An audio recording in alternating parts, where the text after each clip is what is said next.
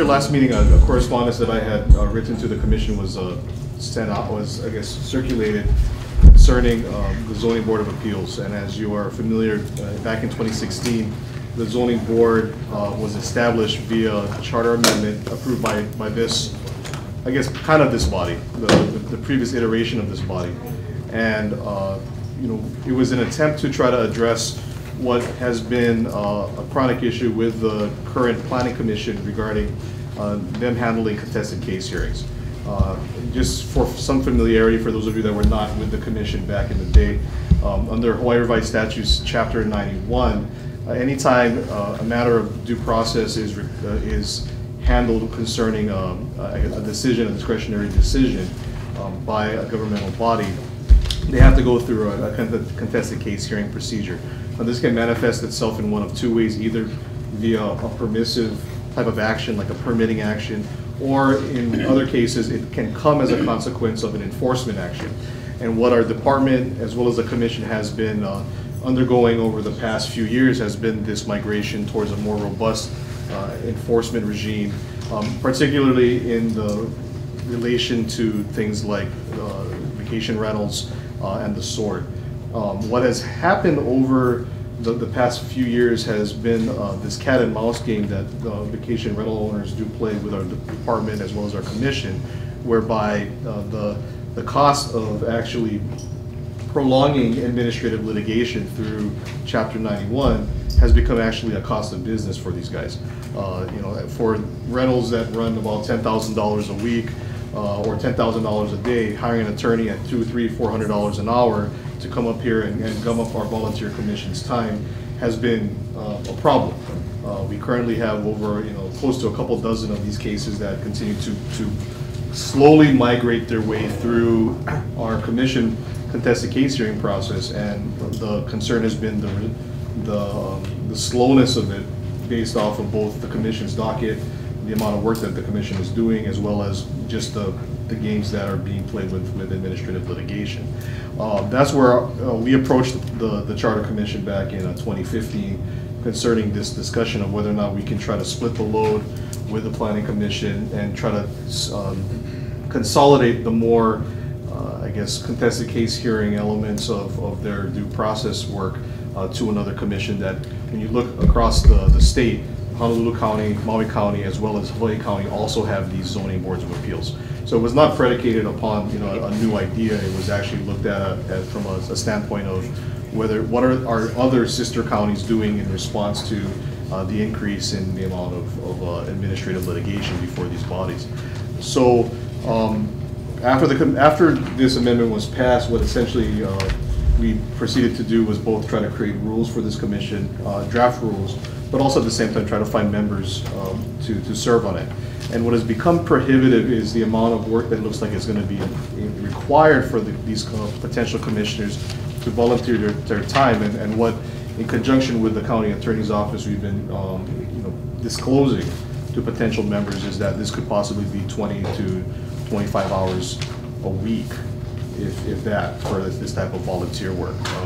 You know, there was a previous iteration that we had proposed whether a stipend could be provided for these members that would volunteer, because ultimately it becomes more of a part-time job, if anything. But you know, that's all questioning in hindsight. I think what is clear is that the concern with the current charter amendment is whether or not it is flexible enough to, not flexible enough, whether or not this is the right solution to this ever-growing contested case hearing problem that is right now bogging down the caseload of my planning commission. So it's not to say to the commissioners that per se we don't believe this type of body is necessary, but I think the reality is this type of high-level technical work will always, to some degree, need hearings officers or the sort for us to be able to move these things off efficiently and not have to deal with the scheduling conflicts of trying to herd 7 volunteers together.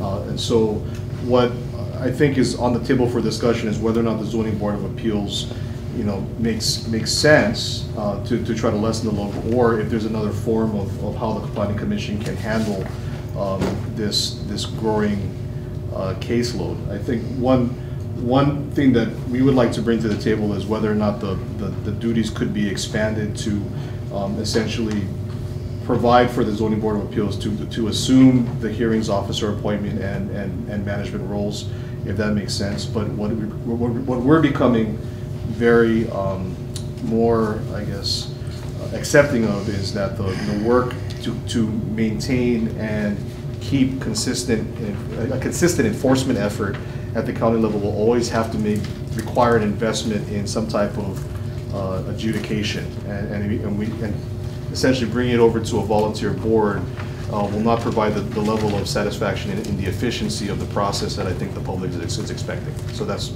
it in a nutshell. Questions for the planning director?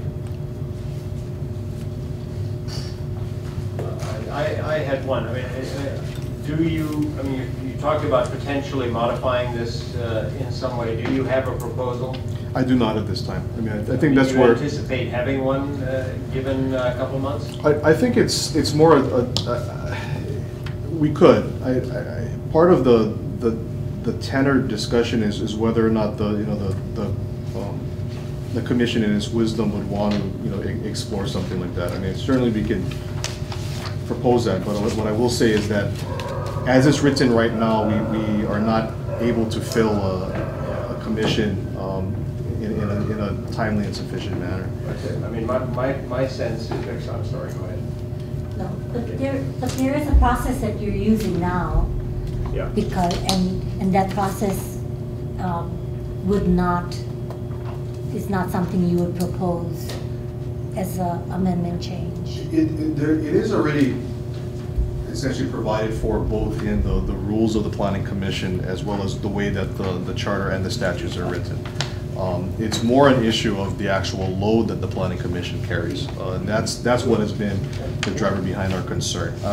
This will not supplant the support that the County Attorney's Office is already providing in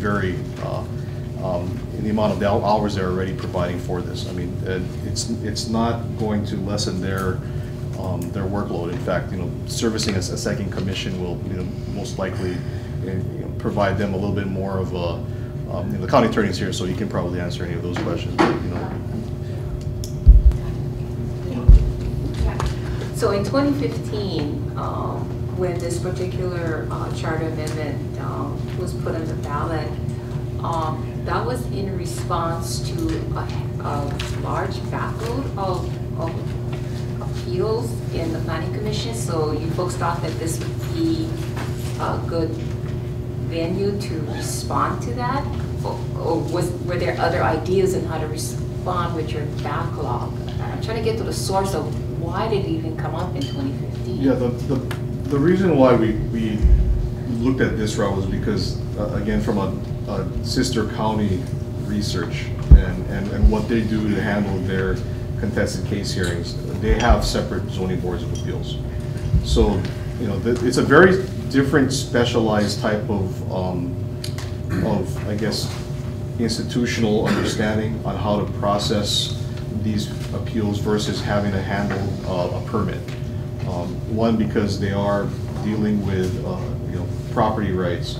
So when you're dealing with things like legal motions of the sort, the Planning Commission has to be coached by the county attorney both to handle things from a permissive standpoint and also from a punitive standpoint, which are two very sets of how to handle the information. So to try to look at, let's say for instance Hawaii County, how they have and why they separate out the contested case hearing part was, we think, because of the amount of one ramp up in education that would be required to actually have a functioning commission do this type of work without providing some type of degree of liability for the county, but also two, just the actual hours that were required by our Planning Commission currently to both process the punitive side as well as the permissive side.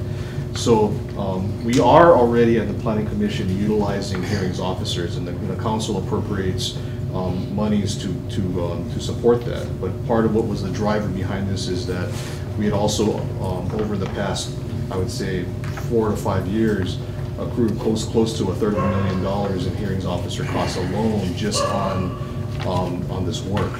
So It is being farmed out, and that's how it's being taken care of, at least for part of it. But what's been happening is even the hearings officer is ripe for being challenged. It's public record and well known that that we have individuals who are trying to hold on to their vacation rentals, grasping at every possibility to find a point of contention. So in as much as we even hire a hearings officer, what ends up happening is that that challenge of even the hearings officer's credibility or conflict or whatever that may be flows naturally back to the planning commission. So they're being, you know, burdened with the work even though we have a hearings officer that is paid for. So that's where, in as much as it may seem that the farming out element of the work could supplant the amount of hours that would be required on a volunteer basis, in reality what's been happening is these individuals trying to sue the county in our enforcement actions are coming back and actually coming back to the planning commission to try to either toss out the hearings officer. Right now we're in a situation where the second hearings officer that we've appointed to try to replace the first one is even being challenged for credibility issues. So, you know, it's a challenging game, and this was just an attempt both from a fiscal standpoint as well as from a workload standpoint to try to at least even the load, because as you know, our commissioners really are volunteers and we don't want to overburden them. So. Thank you. So if the Board of Appeals was repealed, the planning commission would still have to. Yes. Yeah. So no, my idea was, you know, what if we had a charter amendment to provide that hearings officer function as the adjudicator. But as you said, well, and then I don't know, would there be a appeal to circuit court from that? Yes. So this, no, I mean, so this structure so it doesn't go back to the planning commission. That is another, you know, process question that I think you know, Commissioner does make some sense. Where does the final point of when does the rightness come as a consequence of being able to appeal something? You know, it's something even for things like our zoning appeals, where I'm having discussions right now with legislators in the interim housing committee at the Capitol concerning whether or not Chapter 91 needs to be adjusted to try to provide for more, you know, quicker due process rather than the current 91 regime. That being said, though, the idea of actually consolidating or having a county-wide hearings officer is not a far-fetched idea either. And so that is something also I think that could be discussed. Again, I don't know what necessarily the attorney's preference would be, county attorney's office preference would be on a situation like that, but there are other departments that do undergo citations and do these types of civil fines or these types of civil citations. Yeah, there's conflict issues that county attorney represents, and county attorney represents the department position usually. So to have them function wearing two hats, as hearings officer and representing the department, is a difficult position to place the county attorney's office in. Well, I will say that even with the circumstances on how these vacation rental operators have tried to legally maneuver and play games with, you know, the county attorney's office. Right. I mean, they've gone so far as to file ethics things against even our own county attorney, trying to do stuff like that. They've pretty much zapped any flexibility with who can sit in these chairs, because I have 5 attorneys right now representing a number of my cases.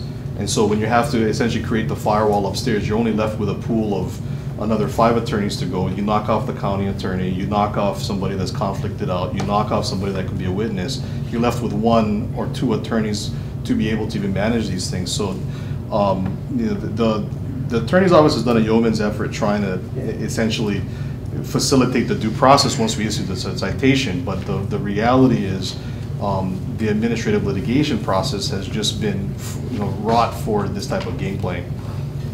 What do you think, I'm just trying to get your thoughts about a chartered position, created position for an administrative hearings officer, and because there's so much technical legal requirements, that position be a licensed attorney? You know, I honestly think that does make a degree of sense because we, by function of Supreme Court case law, are becoming more and more required to produce records. Right.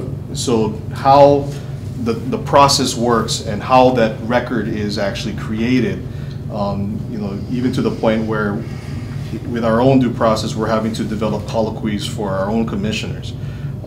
That kind of stuff would be more second nature to somebody that's a licensed attorney versus a volunteer board of 7. So, you know, that's where I believe a discussion like that could have some merit to supplant a situation like this. But whether that should be done again through an appointment via a commission, then approving the final the decisions and order and those types of things versus having everything referred over to that office, I think is a worthy debate in the sense that it does, if it were implemented by charter, would have some financial implications to the county's over bottom line. So. Other questions? If not, thank you. Okay, thank you. Members of the public, anyone want to address this? Ken?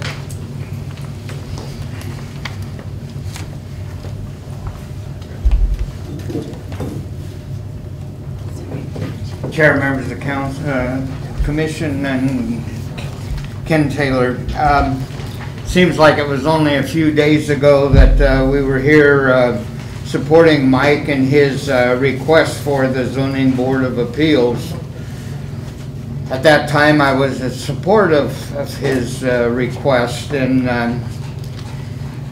I think the sad problem is that happens whether it's for the zoning board or for any of the boards or commissions. The county is very very secretive as to how they ask people to consider coming in.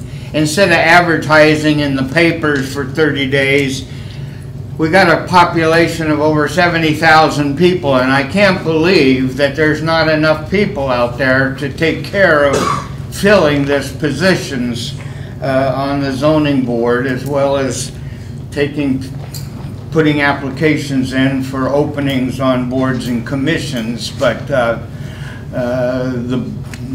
the county continues to operate in a very small, tight circle of who is invited to be on a board or commission, and this is where the problems come. Instead of advertising these openings so that the 70-some thousand people on the island have an opportunity to consider opting up to serve, it's not happening, and so I think it's really disingenuous to eliminate this position at this point in time until advertising is done and see what kind of applications come in to serve on this particular zoning board, because I believe there are enough people out there to fill the board. Thank you.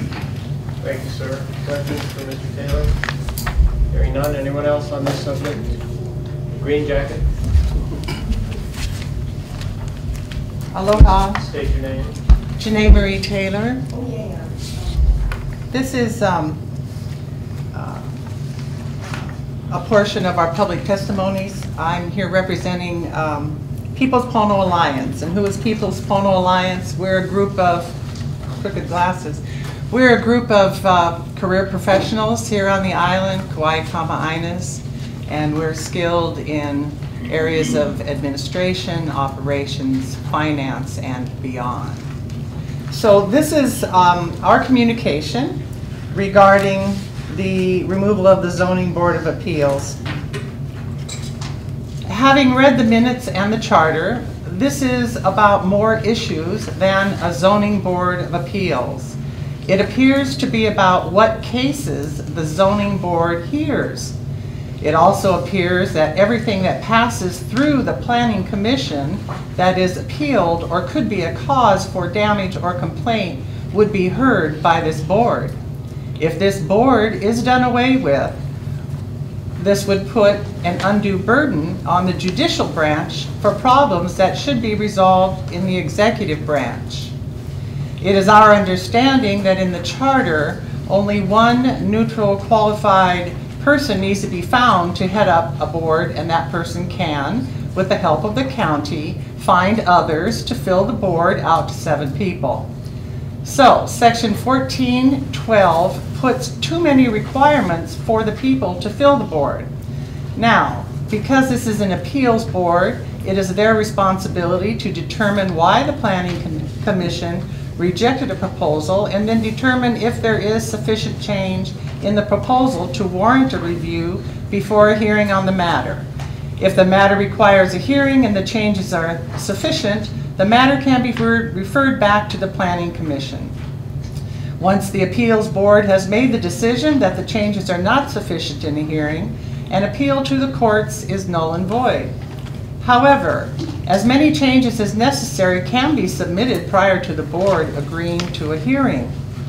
In the case of an aggrieved person or company that claims damage through the decisions of the Planning Commission, is a matter for the courts to decide, and therefore section 1413 needs to be amended. Perhaps at some future date when more qualified people can be found, the responsibilities could be expanded for this appeals board. Considering that this board was voted for by the people and that qualified people to date cannot be found, the only choice is to amend the charter and allow the board to do its work as prescribed in the amended charter. It is realized that this is not ideal, but we are a small county and there should be a separation between the executive and judicial branches of government. Thank you. Thank you. Any questions? Thank you, Ms. Thank you. JoAnn?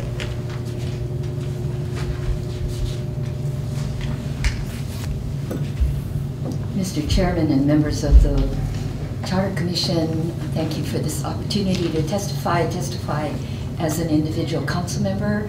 I speak in favor of removing the Zoning Board of Appeals.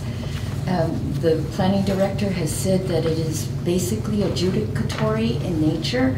It's an administrative hearing, and I feel that the most efficient way is to have someone who is qualified with a legal degree and a legal background to handle the matter, to try to find 7 lay people, and then to coach them as to what the law is and how to apply the law just doesn't make sense to me at all.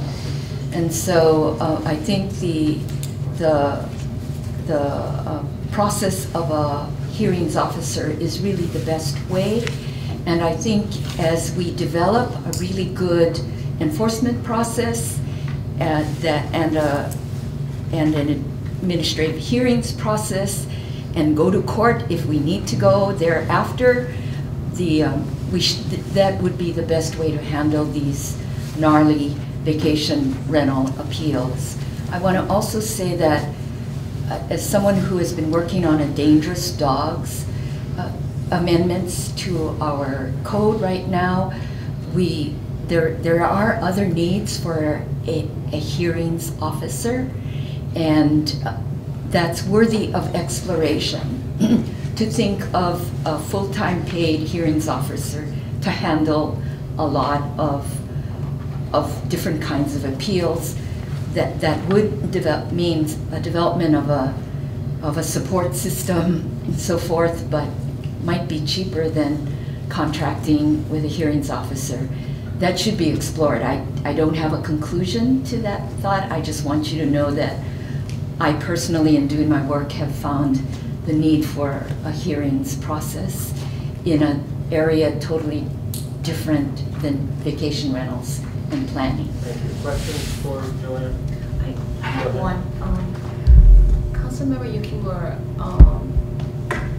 it could be construed, and I just want to hear your opinion, but if the hearings officer is paid by the county as an administrative hearings officer, would that be possible conflict of interest? Yeah, like would that be like, wait, is that fair now because they're being paid by the county, and I just wanted to hear, like, Sure. I served as a hearings officer years ago, and there's always that balance.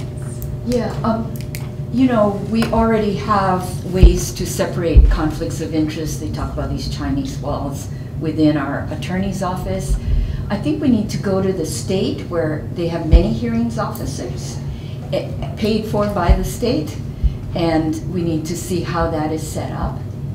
So, because apparently there is a way to set it up to eliminate the conflict of interest problem, but I haven't looked into it in detail, and anybody exploring that question should be looking at those issues. Thank you, Joe. I note on this, and I'll keep public testimony open if somebody else wants to, but I note that we have the county attorney in the office, and a lot of these questions we've been discussing rally around the county attorney, so let me drag you up. This is kind of off of our agenda item, but we're looking at doing something about this problem. Do you have thoughts on what you've heard here today? Yes, for the record, Mauna Trask, County Attorney. So I think that, let's see how I say this. When you're dealing with land use entitlements and permits and violations and revocations, you're dealing with a fundamental property, you're dealing with property. So you have constitutional rights of the federal and state government regarding that. And you are entitled to the utmost due process of law, and which is time consuming. It takes, you know, justice is blind, justice is slow, justice is often ugly. So it's almost like the nature of the beast. It's hard to avoid it. These are all options, I think. I think that looking at Honolulu and their zoning board of appeals, you know, we always want to look at how other counties do their job and seek to take what works and or improve what doesn't and try to figure out the best way for Kauai. I think the zoning board, but Oahu has, all these counties have different structures. So over there, for example, the council passes on a lot of the land use permitting processing. So it's a little different, but it's different enough to make an impact on Kauai. So the zoning board of appeals is going to take a lot of volunteer time, and that's just a given. I mean, I myself have been litigating one specific TBR case. It's been going on for over a year and a half, 6 different 8-hour days. And that's just substantive hearing. We've had these other motions recently. So I think, though, hearings officer may be an opportunity, but at the same time, you got to look at their appointment. You got to look at who they are, you know, who they answer to, because in researching some of these conflict issues that have come up for cases involving the Planning Commission, other jurisdictions have talked about, you know, appointed hearings officers who are appointed by the mayor, and the mayor in that case making a political speech saying they are for or against, you know, that issue. And therefore, well, if the hearings officer is under the mayor and the mayor is obviously against this in the newspaper, well, then the mayor must be pressuring the hearings officer. So you can't avoid the conflict. You can't avoid the due process. That's just going to happen regardless. Like Mike said, you crank a couple grand a night on these things. It's just something you got to deal with. And so we remain committed to look at what the best process is, but this is going to be expensive. If you grow government, you have one hearings officer where they're going to need staff. If they're dealing with law, they probably need an attorney. Chinese walls. We've done a lot over the past 4 years to divide the office up, to have designated litigators. They don't speak or with the advice and counsel deputies. But as our departments will tell you, and which we have to own up to, is that has slowed work down. Because in cutting, you know, a couple $100,000 to $1 million in special counsel by taking litigation in-house, you only can allocate 6 attorneys to advice and counsel. However, when one of those is largely dedicated to water and the other to KPD, well then really you only have 4, you know, and then I'm doing mostly mayor and council. So then you have, planning always needs a lot, you know, HR needs a lot. And so it's just a difficult thing to do. I've never asked for more money, I've never asked for more positions, but I just take my time because we owe due diligence. We have an ethical responsibility to give you, you know, well-researched answers. So in that vein, we would like the opportunity to find that for you, but we can my position too is the zoning board. I thought we could do these like district court cases. They're relatively simple. You either had a permit or it expired, and why, or you're operating without a permit. In district court, I used to do 30 driving without licenses in a day, just because they're singular issues. You can have different cases, but they're all the same. But in this case, we find it just, it's not the same, and it takes a long time. And there are constitutional issues. TVRs themselves are a novel issue throughout the country. Barcelona has Airbnb problems, so they're international too. We just don't know the answer to it, but we'll try. Keep on keeping on. Questions for Raquel? Hearing none, thank you. Thank you. Anyone else in the public on this issue? Come on up.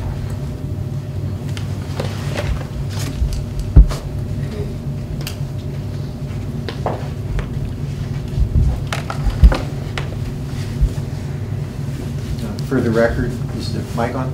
Yes, I do. For the record, Lonnie Psychos. Listening to this and having done, I admit, not a whole lot of research, it seems like we've had for a long time a problem with insufficient resources within the Planning Commission to deal with the thorny issue of the transient vacation units. My problem with getting rid of the Appeals Commission is, what does that do to the due process of the people who are appealing? And so I would assume we would have more litigation to afford if we didn't have the Appeals Commission. And so, like Ken said, like the woman said, we have a lot of people on this island who are eminently qualified to sit on this board. I've met people that were the senior officer in Wells Fargo for all of their mortgages. We have people on this island who, these issues, as thorny as they are, these are the types of things that they dealt with every day. And so if the county were to expand its efforts to find people for the boards and commissions, like Ken said, put an article in the newspaper. This is the problem the county's having. And so whatever your particular position is about, say, TVRs, the reality of the expense to the county, that impacts everyone, right? The more it costs the county to attend to these issues, the more tax money we have to collect to pay for it. And so I'm not sure how it is that ending this commission is going to solve the problem. I realize that the commission right now itself is a problem in finding people to sit on it. But I don't think it's impossible to find qualified people to fill this board and then let the board do its charter function. Got it. Thank you. But seriously, if I have to put in 25 hours a week, volunteer, and I own a company, I don't think I would possibly volunteer. I mean, that seems like a lot of hours. That's what they talk about. How about if I'm retired worth a couple $100 million? Well, if we have them, yes. If we have them, look at our tax key and the value of the properties on Kauai. There are people on Kauai eminently qualified. Thanks, Lonnie. Thank you. Anyone else? If not, board members, do you have a sense of where we ought to go with this? I mean, my thought is that we have a problem. This bill tries to solve the problem, but the county attorney, among others, and the planning director have said that they're in the process of seeing if there are better ways to solve this problem, including the administrative hearing officer and other things. So perhaps we could defer this and just keep it on the agenda, and I'd rather not create two separate charter amendments because it clutters the ballot. if we could solve the problem in a single, of changing what's there now and making something better in a single question, I think that would be the preferable way. Agreed. That's it. Would you care to make a motion? Move to defer this item for further consideration by the commission. Second. Seconded. All those in favor say aye. Aye. Thank you. Our next item is 2017-06, proposed charter amendment to amend Article 13 relating to the Department of Public Works. This is the measure that would remove the requirement that the head of the Department of Public Works be a licensed engineer. We have we sent out letters to Larry Dill, a former county engineer, and asking him to be here. I don't see him. Is he here? No. We also have a letter from Janee Rapozo, who is the proposer of this, representing the administrative proposer of this item. She is in contract negotiations on Oahu, couldn't be here today. So I will be asking for a deferral on this so that we can hear from her before we take any action on it. However, given that, I know there are a couple of people who wanted to address the commission at this time, so I'll open it to members of the public. Janee?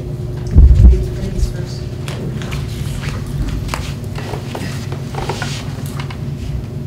Thank you. Janee Marie Taylor for the record. This is our comment on the proposed charter amendment to amend Article 13 related to Department of Public Works and so on. Our public testimony is no change, no name change, no job description change. To maintain best good practices of management to ensure checks and balances and peer review of all required documents require 2 signatures. How do you run a technical county department without a licensed engineer, excuse me, as its director? A licensed engineer is required for various reasons of best good practice and for checks and balances between heads of departments and the county engineer that the county engineer oversees. Right now, the chances are very good that the responsibilities of the county engineer are being accomplished by people that are not qualified and don't have a license for what they are doing. In our opinion, this leaves the county exposed to lawsuits. Thank you. Any questions? Yes. Thank you very much. Oh, sorry, go ahead. So we have numerous engineers, qualified engineers, already in the county. But I think what is the question is whether it reduces the responsibility of the county engineer to change the title. And I think that's the question. Thank you. Anyone else in the public? Mel?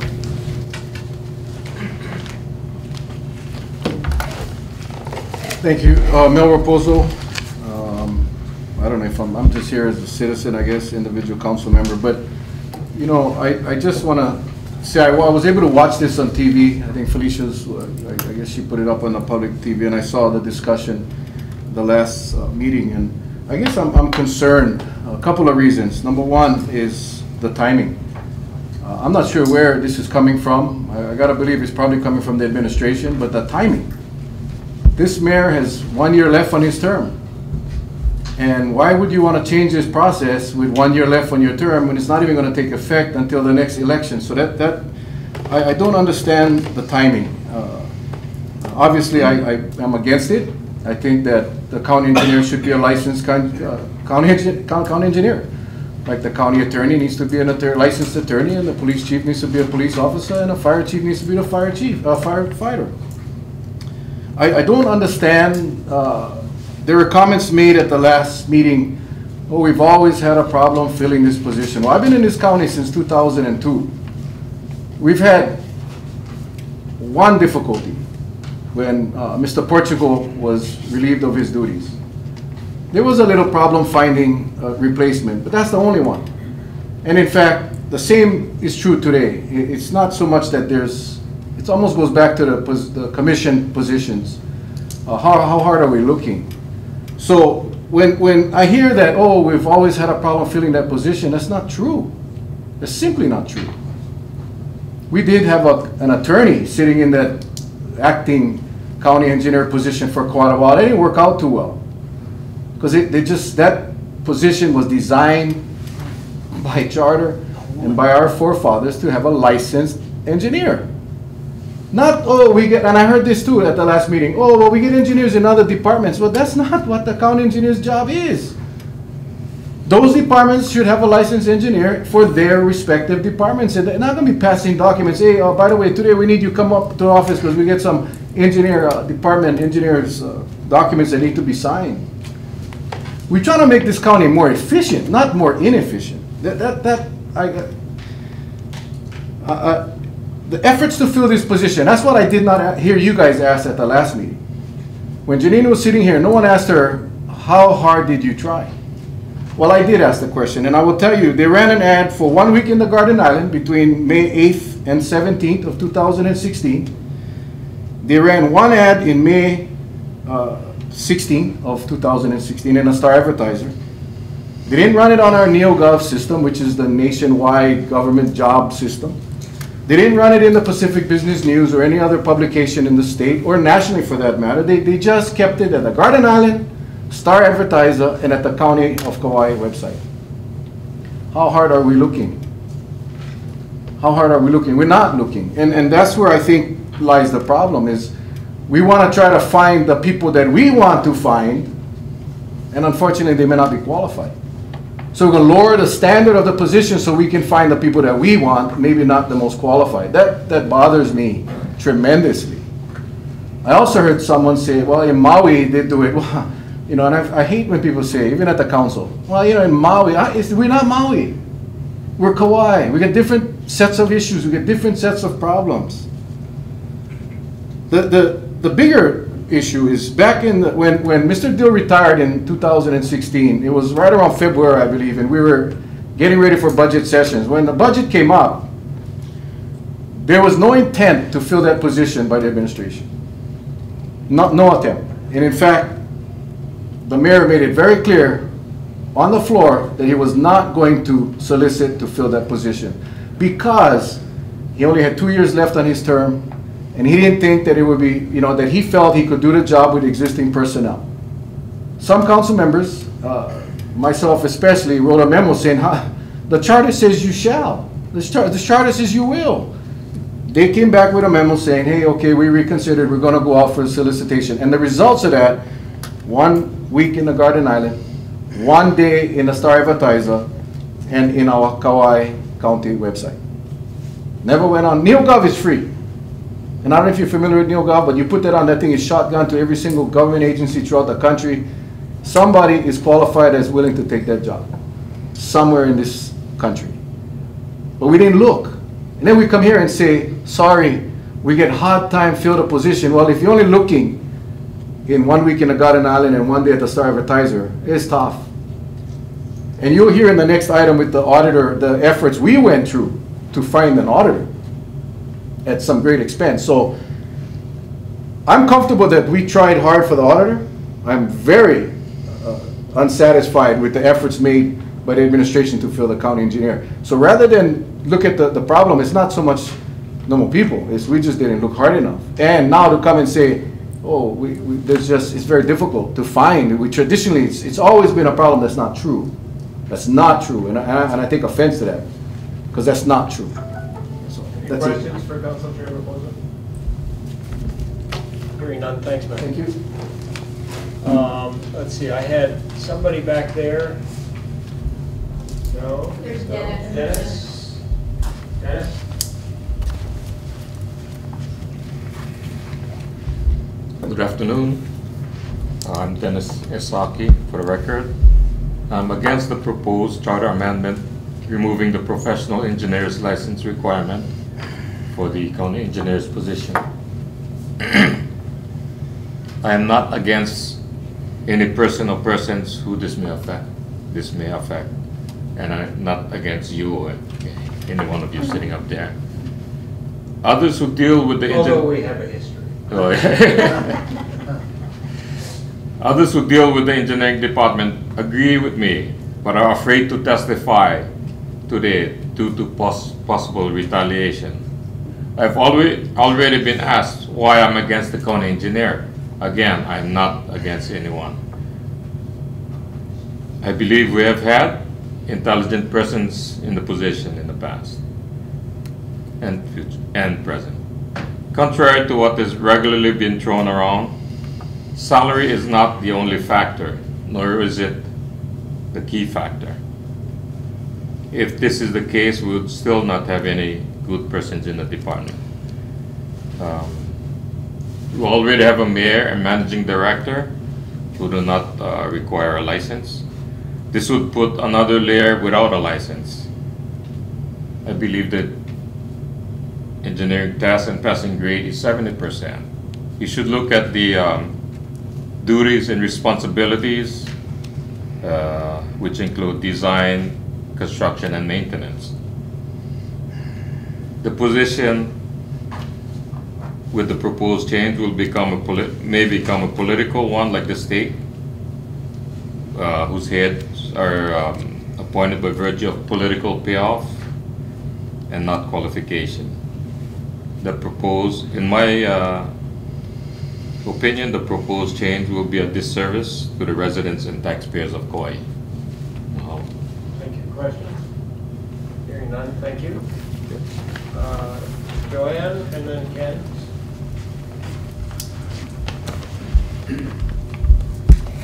I'm alternating, Council.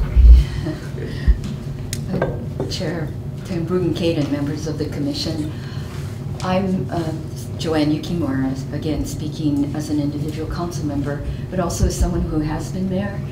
And it was very difficult during my term to find a qualified engineer, and in fact for a while we had just a deputy, as we have the situation today. In the end, I advertised very broadly, and we hired a highly qualified engineer from Los Alamos Laboratories. I think that the position of a county engineer is where highly technical expertise and management perspective come together. And I don't think that you can rely on lower level engineers to make the final decision, because you need a manager who really has both the management perspective and the accountability, as well as the technical expertise of an engineer. And so I am against removing the requirement of an engineering degree. And I feel that it is difficult to find someone. I think it's the variation between private sector in a time of hot economy and the county salary levels. It would be wonderful if we could really find a way to address that on a case-by-case basis based on the existing economic situation. So that is a factor, but I don't think it's worth sacrificing the needed capabilities of the county engineer just for the sake of finding someone and filling the position. And so I think that should be well addressed. Questions for JoAnn? What do you think about the idea of adding some sort of a managerial experience component to the requirement for the position? I'm sorry. Some sort of a managerial experience component. Meaning in addition to being an engineer, they would also require some managerial experience. Well, right now I think they require a certain amount of experience, right? I 3 the- years of administrative capacity. Yeah, I mean, that is always a difficulty, that people might meet the easy to scrutinize thing like a degree. I mean, you either have a degree or you don't have a degree, and the more intangible aspects of experience and integrity and that kind of thing is harder to judge. But you could put it in, it's just hard to really measure. It's not as cut and dried as a degree. Yeah, I think we all would favor something that's really black and white, but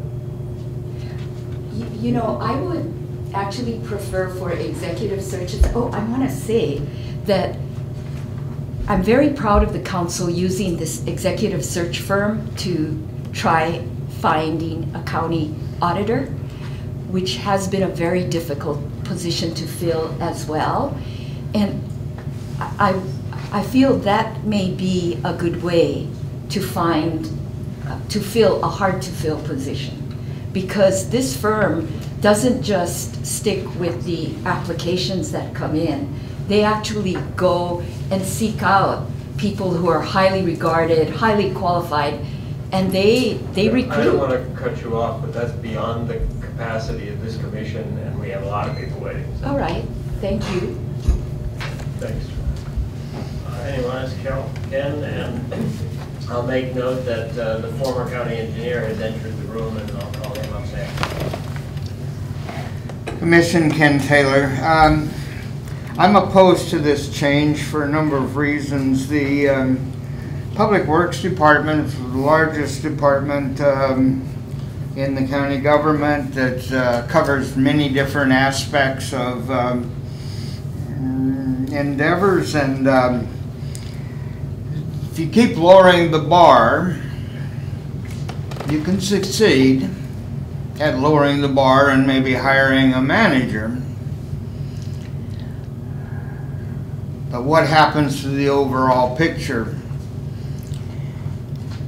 Engineers are educated in a broad field of and have a mindset of looking at the bigger pictures.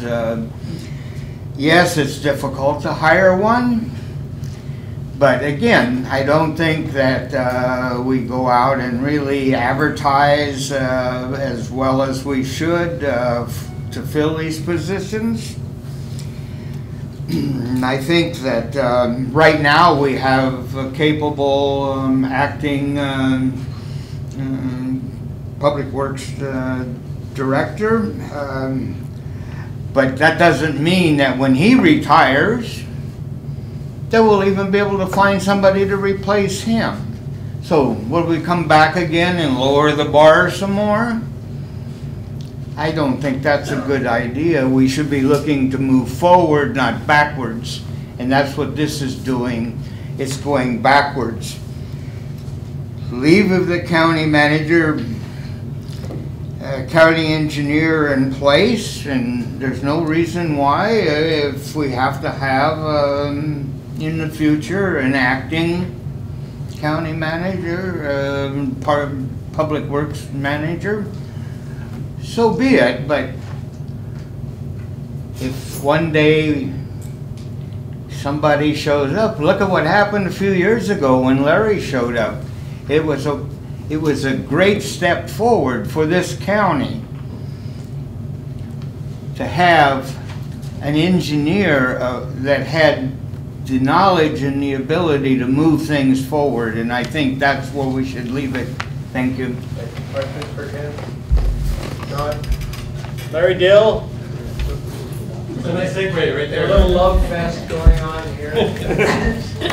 Wasn't always like that. So you got a letter from us. You know the proposal before the commission. You want to talk about the value or lack thereof of having a qualified engineer in that position? Yeah. Good afternoon, Dan. Thanks for having me here. This is not an easy one for me. When the idea was first brought to my attention, I initially grudgingly supported the proposal because in recognition of the difficulty that happens in trying to hire somebody that has a license and is available and willing to take the position. But as I thought about it some more and discussed it with a couple of folks, I don't think that the current situation is necessarily representative of this county's history as far as filling that position is concerned. I think thinking about that might be an inappropriate, somewhat of a knee-jerk response to the current situation. I'll elaborate a little bit to say that it's a tough job, county engineer, and it requires a lot of breadth beyond the technical aspect of the job. But the technical aspect of the job is perhaps the most important aspect of the job. And to that respect, I think having a PE is a very good way to determine that that individual is qualified for that position. Depending on the order of the day, there's a lot of things that might take one's attention that have no technical aspects to them at all. Administration, personnel, negotiations, political issues, things like that. Certainly not all of which I was prepared for when I took the position, and it was a fair amount of on-the-job training, I confess for myself. But nevertheless, at the end of the day, the job is county engineer, and the engineer is the most important part of that position. And so I would say that it's a good idea to keep that as a requirement for that position. Thank you very much. Questions for the former county engineer? Hi. I just want to, I'm going to call him the former engineer, but it's not like he died. He still has he gets paid for working for government and doing good work there. I just have a couple of points there, Larry. Number one, the charter is very clear where it says that it shall be a registered engineer, and I think we're getting hung up on this, the license and non-license. And that's the first point that I want to elaborate just a little bit later. And the second point I wanted to look at is the charter looks at the powers, duties, and functions of the county engineer. And it's very clear that it is responsible for the administration of the Department of Public Works. It's right in the charter. And it says that this particular position shall perform all engineering, designing, planning, construction. It talks about the county engineer will collect and dispose of garbage and refuse. It shall examine and enforce the construction requirements and so forth. The point I'm trying to make is that the authors of our charter, which with due respect at that point, which is how old it is that we've come to a point where I feel that you certainly need an engineer in this position. And I think as Councilmember Yukimura stated, and you've also stated and confirmed that coming into this position, you need the number of years of experience in engineering project, whether you're registered or not. I'm just not in that industry, okay? But I have been in administrative capacities. And I clearly understand that you need that strong foundation on the management experience. The technical part, as in many different large corporations, you hire your technical support people because you have to have that mindset of the oversight of the entire department. And the charter itself, I know county engineer is not going to go collect and dispose of garbage and refuse, but he better have a good understanding of how to manage people to do that. And if he needs technical people in garbage and disposal, well, he better hire.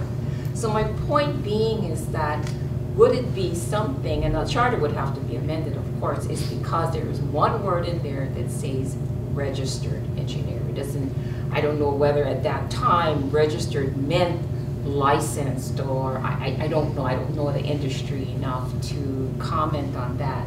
But the point I'd like to make is that perhaps to change that particular description or for the county engineer, still leave the title if you want that, but to include that for recruitment purposes that they would have to have so many years of management training experience for them to even be qualified for that, and not to in any way discount that this particular position is critical to our county. The county takes care of public works, of our roads and everything else. But I believe in all the years that I've worked in the county, there was just gaps, there was moments that we just couldn't get someone to attract them into the county simply because they didn't have a license, but they were really good administrators and had the technical skills. Now, probably Mr. Esaki could tell us a little bit more about, you know, because being licensed, that cuts you apart or sets you apart from everybody else, and I can probably understand that. So my point being is that perhaps we need to look at it again and keep the essence of what the position should be.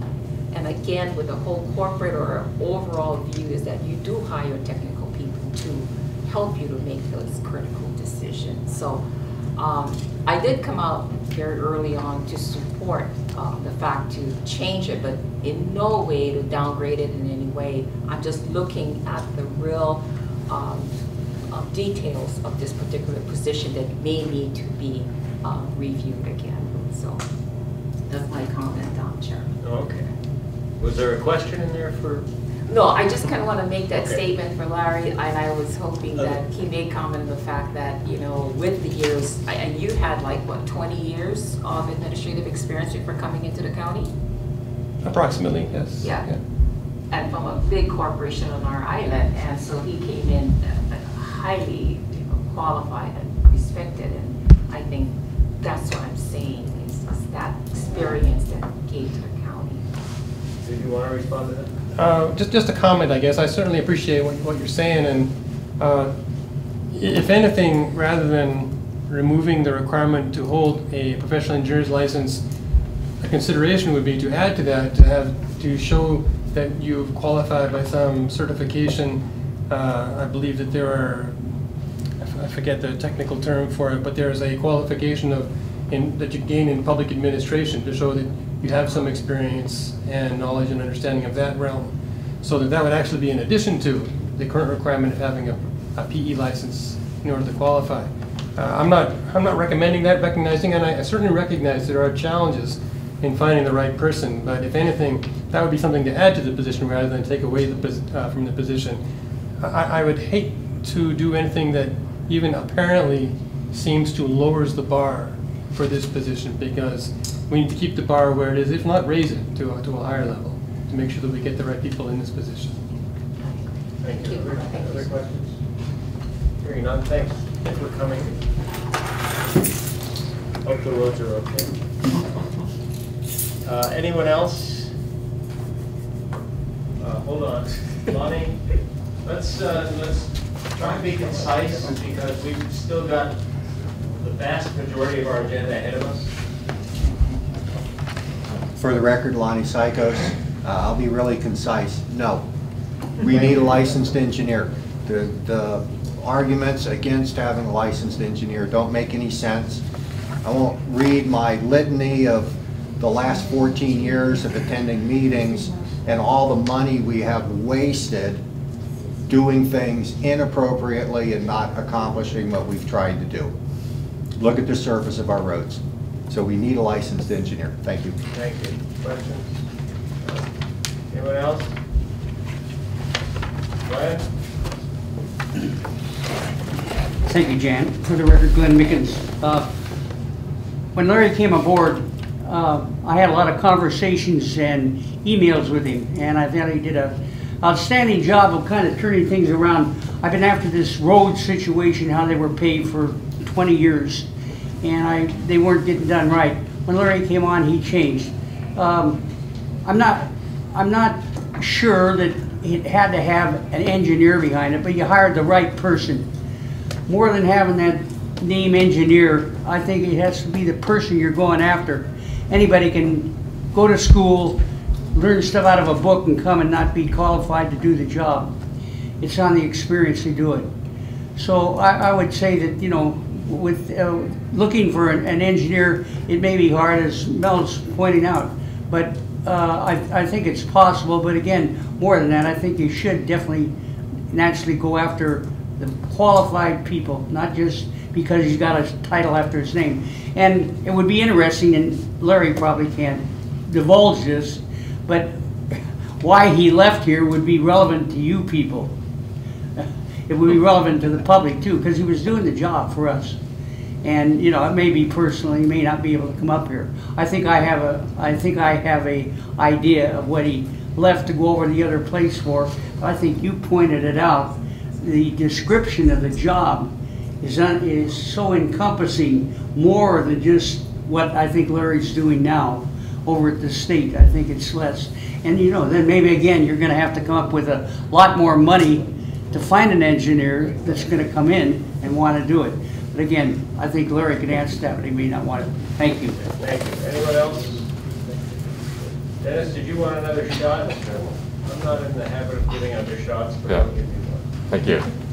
Appreciate it. A few engineers in the room. Yeah, thank you. No, just a clarification for Ms. Kapali, that registration is the same as a licensed engineer. And I just wanted to make another point. The counter argument to the salary issue, we say we cannot get a county engineer registered one because of the pay. I'd like to give an analogy to the UH football coach. Greg McMacken had 1.2 million. Successor Chow had 550,000, and Rolovich had 400,000. Food for thought. Thank you. Thank you. Okay, anyone else? So I think the tenor of the room is pretty clear, but the proposer of the amendment, Janine Rapozo, couldn't be here and asked us to defer it so that she could come before the commission. So what are your wishes, members?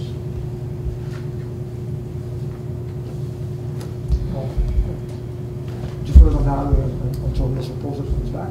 It's a motion. Second? Second. Seconded. All those in favor say aye. Aye. Thank you. Next one, and we'll take a break after this one, but this one may take a while. 2017-07, the proposed charter amendment to remove Article 32 relating to the County Auditor.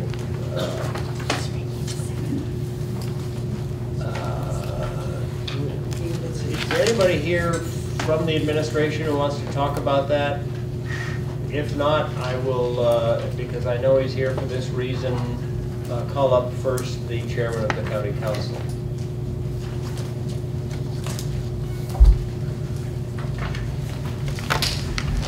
Again, Mel Rapozo, council chair.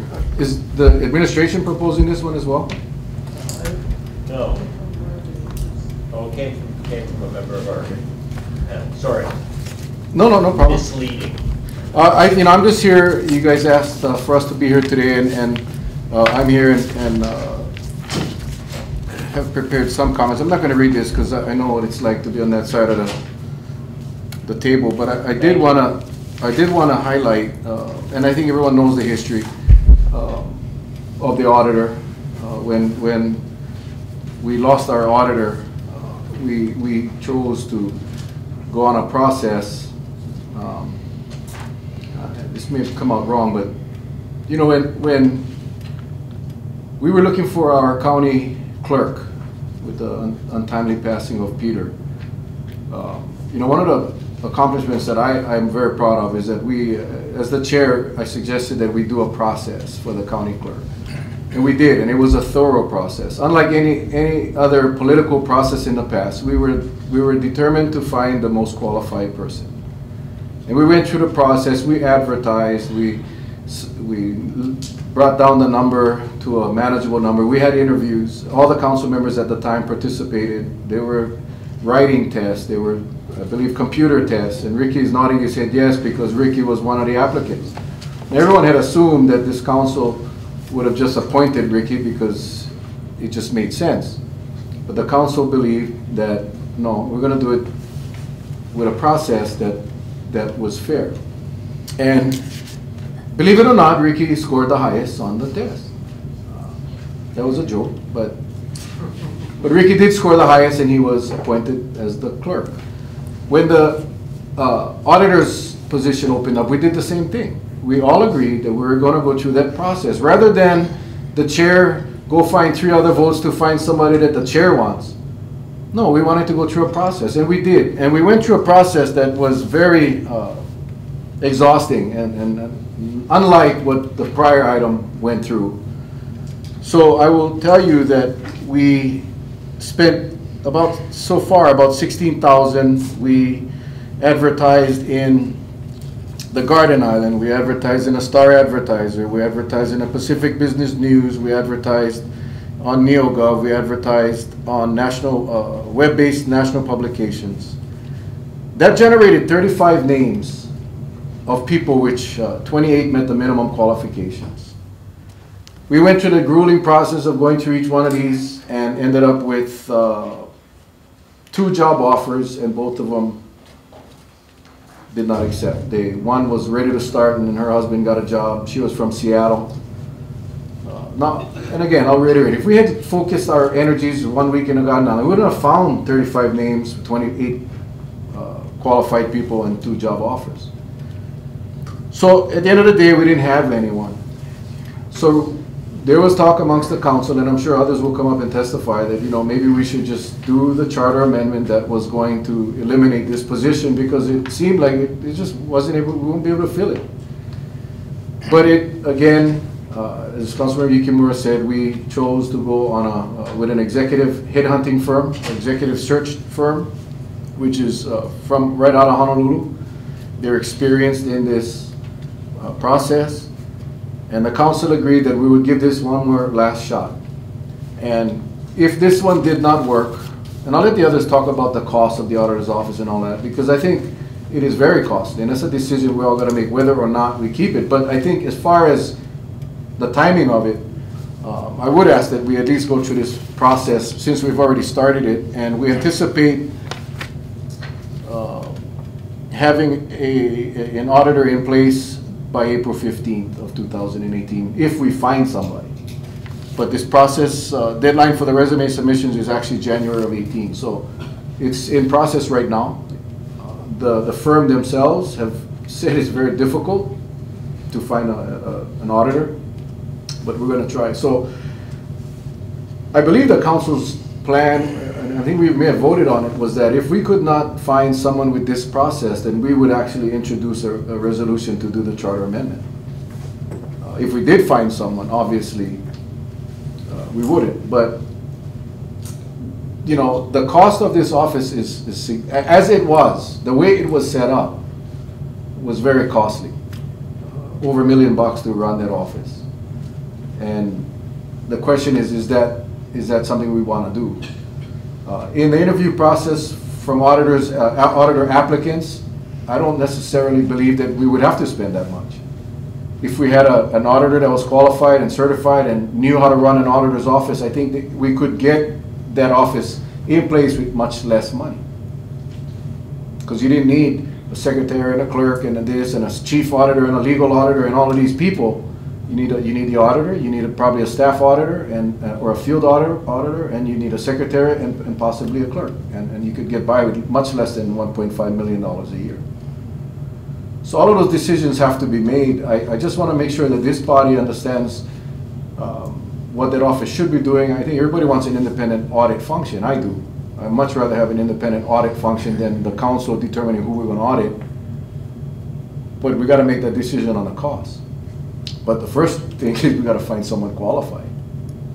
And it's not a political appointment, because that would have been very easy to do. So. Okay, questions for the Chair? Hearing none. Thank you, Mel.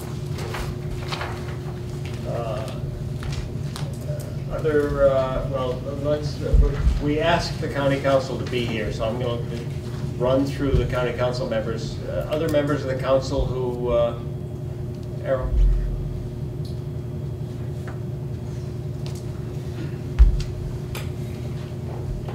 Good afternoon, or evening, I guess. Yeah. Errol Kanashiro for the record.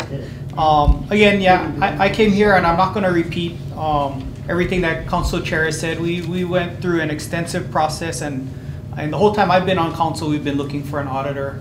So I've seen how extensive the process has been, and it's been difficult to find somebody. You know, there are applicants, but again, we're not going to settle for just anybody. We want some of the best applicants we can get, and unfortunately, the ones that we found and wanted didn't end up working out. So I came basically to talk about the cost, and you know, as Council Chair said, we're going to give it our last hurrah. And you know, for me, I've always as a budget and finance chair, I'm a CPA myself, looked at, what is the biggest bang for the buck for our county?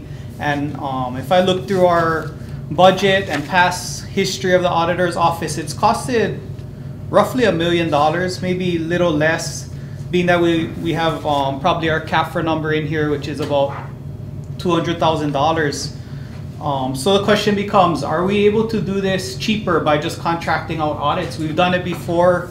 I think the most recent audit that we contracted out was the audit of the Kauai Humane Society, costed us $67,000.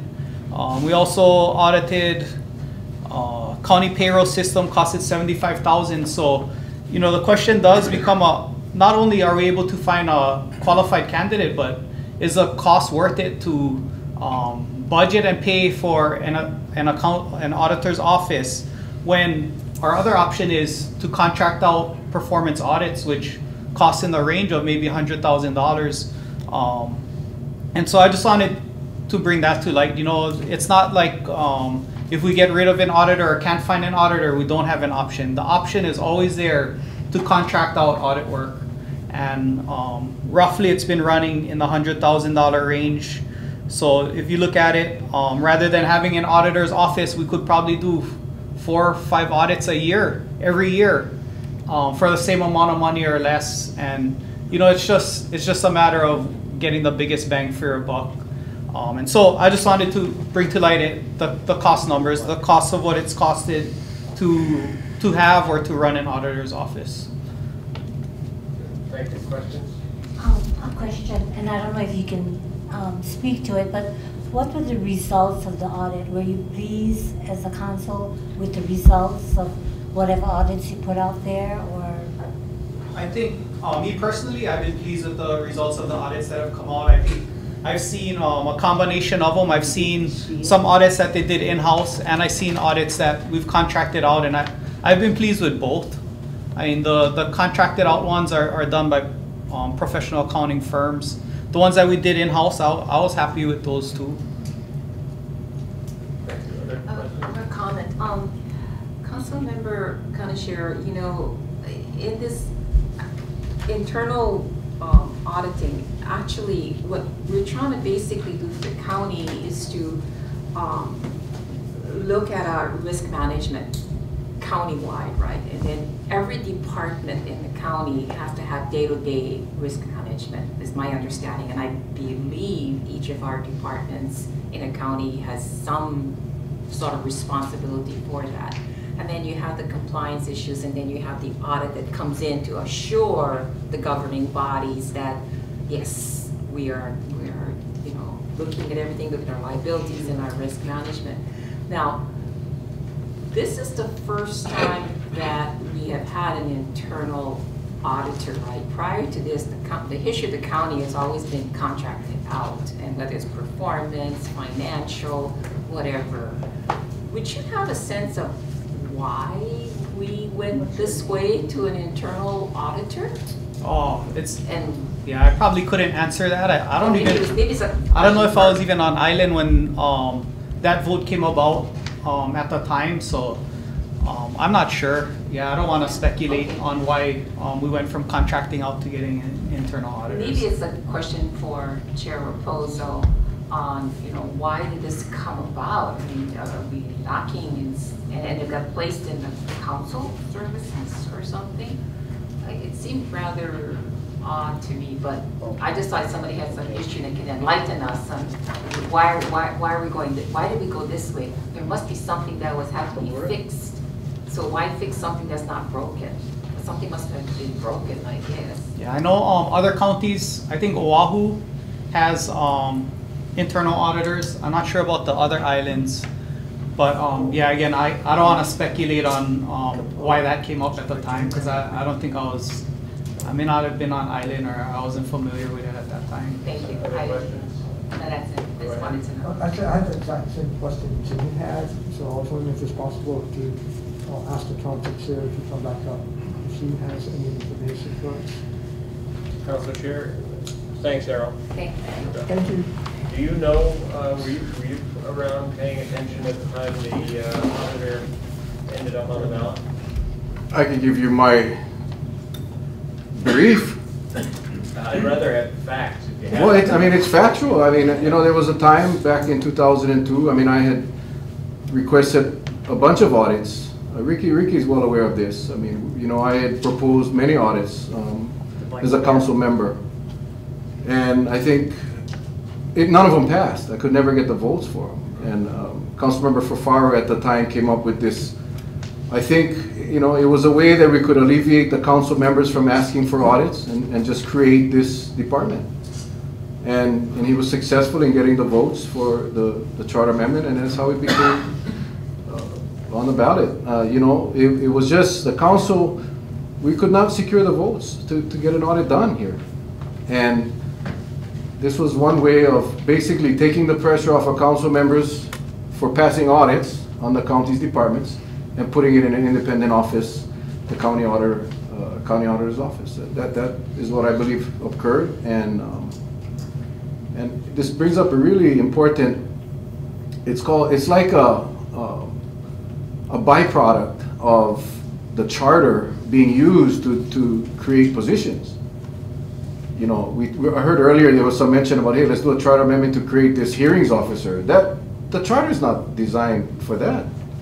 The charter is designed to create structure of the county. They don't need a charter amendment to create or hire a hearings officer. We don't need a charter to hire a auditor. But this is the problem when we do things like this that could be done by ordinance, could be done by creating a new position, rather than going to the charter. Because once you get it done in a charter, you need another charter amendment to unwind the thing that you did that didn't work out the way you thought. Which is why we're here. That's why we're here today. So, you know, I think, again, it's more of the ability and the authority to create positions in this county lies with the administration or the council. To have a charter do it, I really think it's problematic, because when you want to unwind like the hearings or appeals board, the board, that one I believe the commission has to be done by charter, but on a position, I would not suggest doing it through the charter. Thank you. Any follow-up questions? So, does the auditor take direction from the council as a body or individual council members as far as what audits to conduct? No, the auditor, the way it was designed, I'm not saying that's what happened. The last fiasco was exactly that. It was a fiasco. It's because the administration and the council chair got involved with the daily duties of the auditor, which caused a lot of problems. That auditor is tasked with creating an audit plan. Now that auditor relies on input from the council, relies on input from the community to determine, hey, these are the audits that I'm going to do next year. He submits that to the council, not for approval. I mean, that's his job. He's going to do that. If the council wants the auditor to do an audit, they need to draft up a resolution. It has to pass the county council, and it has to be backed by money to fund that audit. But the way this process was originally structured and the way it's supposed to be run, it's pure independence. Independent of the administration, independent of the council. Unfortunately, that did not occur. And there was a lot of interference being run by both sides of the legislative body as well as the administrative body. Okay, thanks, Mel. Thank you. Thank you. I see Councilmember Derek Kawakami walking up. Chairman, Commissioners, Derek Kawakami, thank you for the opportunity to testify. Thanks for being here. Thank you for the invitation. I gotta be honest, when we went through budget, I was one of the very first to raise the question on whether we're being efficient by creating this auditor's office. And first and foremost, I wanna remind all of us that my opinion is just my opinion. The beauty of the Charter Review Commission is that you get to determine whether the voters get to decide. And I really think that this situation rises to the level where we should give our constituents and our voters the opportunity to revisit the necessity of having an auditor's office. I think the last two testifiers really hit it on the head as far as fiscal responsibility and the need to have an actual auditor's office. And when you take into comparison how much we've spent, the size of our government, I think that we should give our voters a real opportunity for actual knowledge behind how much this office costs. And to be honest, and I really think that when we make charter amendments and we propose new amendments to voters, that we should tie a price tag to this. Because when we talk to people out there, most of them thought it was a great idea. And you know, the birth of the auditor's office was to create a more efficient government. That's what it was. Coming from the private sector, we were unique in the sense that, you know, we viewed audits as a tool for efficiency. So we really welcomed audits. We would hire companies that specialize in grocery store operation to look at our efficiencies, our inefficiencies. So we welcome that. And that's the kind of culture that we're going to need in government if we're going to really make this thing successful. But I can tell you, for some people's opinions, it has been inefficient. When you take a look at how much it costs, it's something that I think the voters should have a second chance. And there's not much opportunities where, and I like to remind people that there's nobody in this office right now. There's not one person allocated to this auditor's office. And just because we set a deadline in January, I would really be hesitant to hire somebody just because we could get an applicant before we gave the voters that opportunity to take a look at how much it costs, whether it's succeeded in what we propose for it to do. And so that being said, I'm very open to sending this out to the voters. I think it's a beautiful thing whenever we give our constituents an opportunity to really dictate what they'd like government to look like. Because when you talk to people, they're looking for government efficiency. They're telling us to trim fat. And I just like to say that it's not every day that you have a vacant office with nobody there, nobody's jobs will be lost. And we can really propose to the voters, here's what we've accomplished since we had this office. This is how much it costs. What do you guys think? Thank you for the opportunity to testify. Any questions for Eric? No, thank you very much. I'd just like to touch upon one more point that I heard from Commissioner Suzawa on whether or not we were happy with the results of the audit. Personally, I wasn't. I didn't think that we got back a return on investment on one of the audits, but I can tell you where I was happy, and it wasn't even an audit. It was the transportation agency. They hired a consultant to do a short-range transportation plan. I can tell you, when it comes to pinpointing efficiency and where we can improve, I was very much impressed with that route, and I'd be very much open to going down that route in the future. Thank you. Thank you. I see we have two more council members in the audience. Aloha, Mason Chalk, testifying as an individual council member. Thank you for having us, and thank you for all the work you folks do for our county. I would only like to make a request that this body, our council, is allowed the process that we've already instigated, that we do follow through on the commitment to the people based on the charter to see the most qualified individual into the seat of auditor. And if we do not succeed within our time frame, then I have had the discussion along with others that we would consider a charter amendment such as this to put it out to the people again. I think that a lot has been learned in our process in interviewing and selecting an auditor. And I do think that there are some positive aspects to actually holding the position and the office. One of which is I too have been happy with, especially our outside audits. We've not been part of some of the internal audits for different reasons, but I think that an objective, independent office that takes the approach of follow through in a sense of continuous learning and improvement, I think is the right approach, and we've seen some of that come through with some of the candidates that we actually offered the position to. And so I think that when you have that kind of position in-house, you can be very effective and you can build capacity that way. So I think there's some merits for us to continue to look at this. Certainly the price has been mentioned. I think that I also agree that it won't cost as much as we've seen it in the past if you have the right kind of people in place.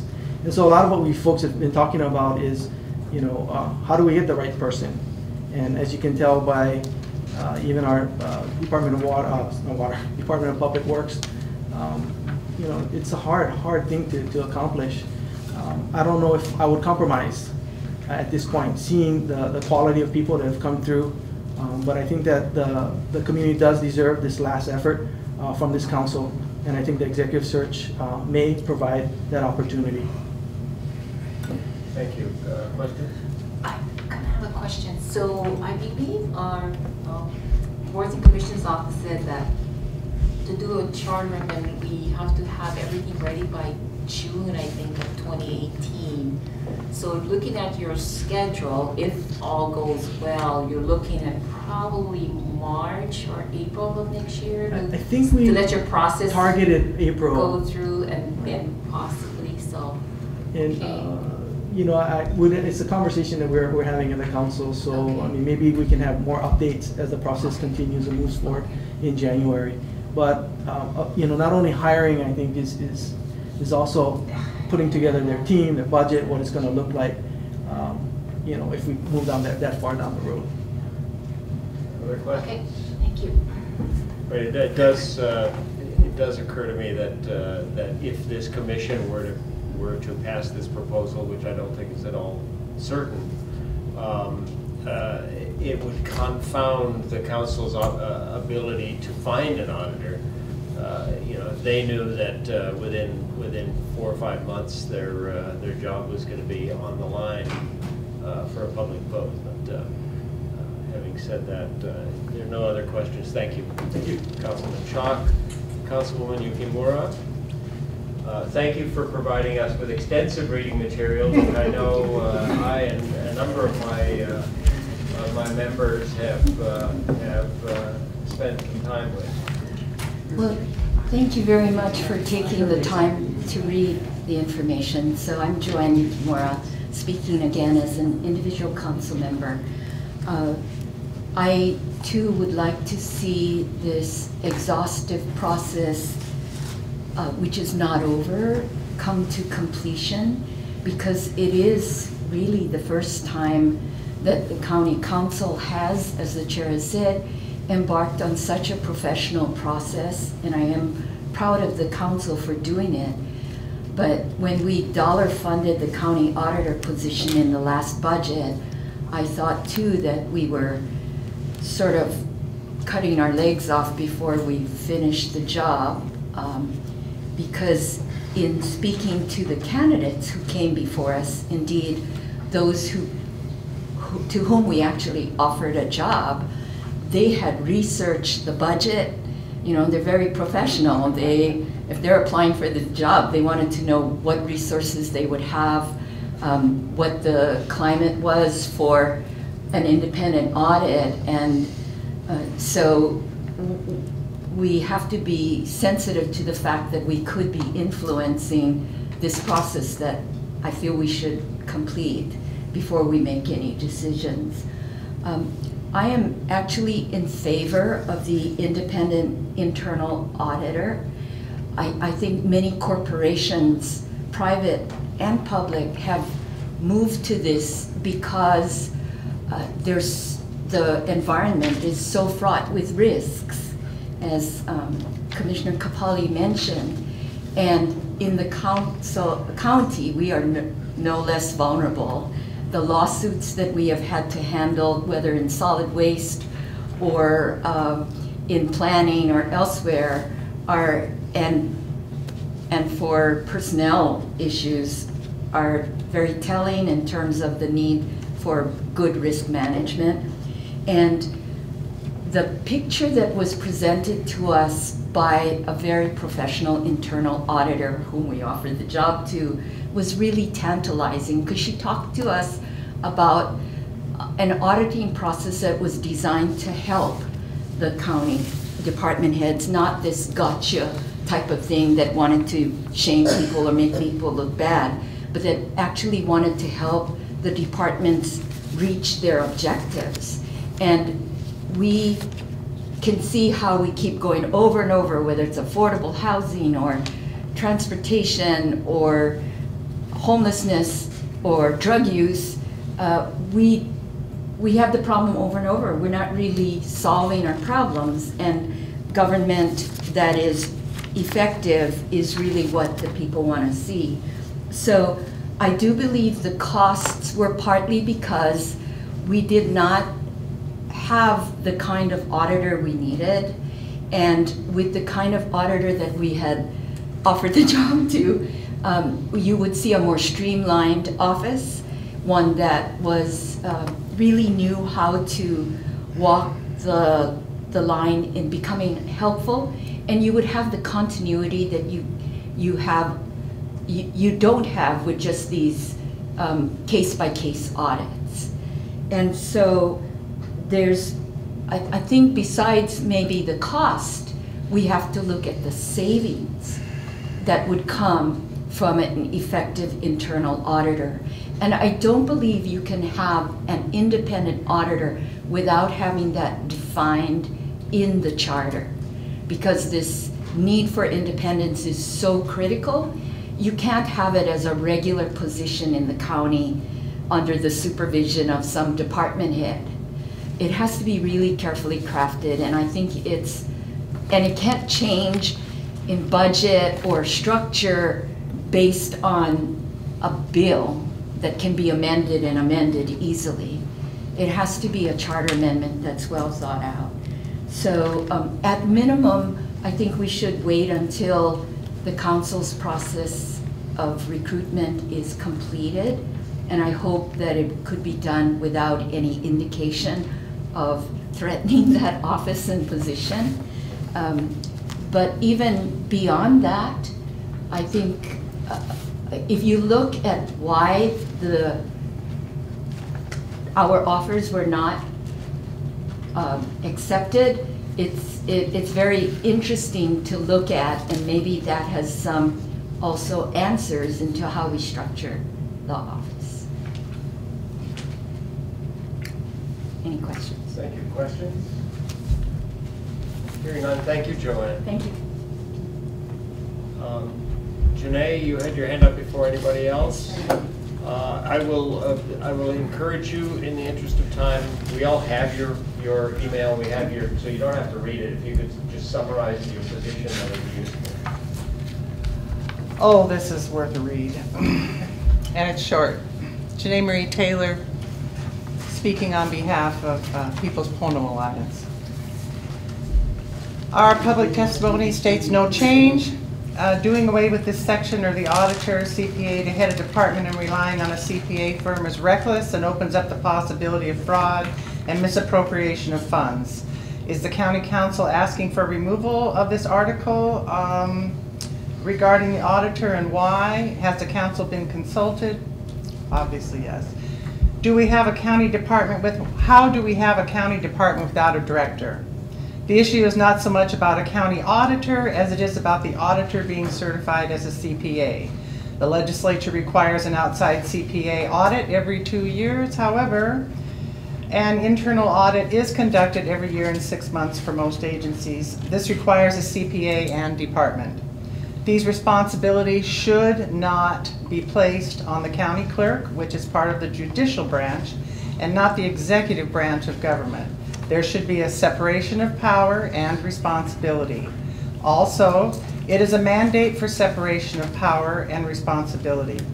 The cost of an outside agency to do this properly would be a full-time job with the Department of People to just keep track of the whole county's expenditures, making it outrageously expensive. Mahalo.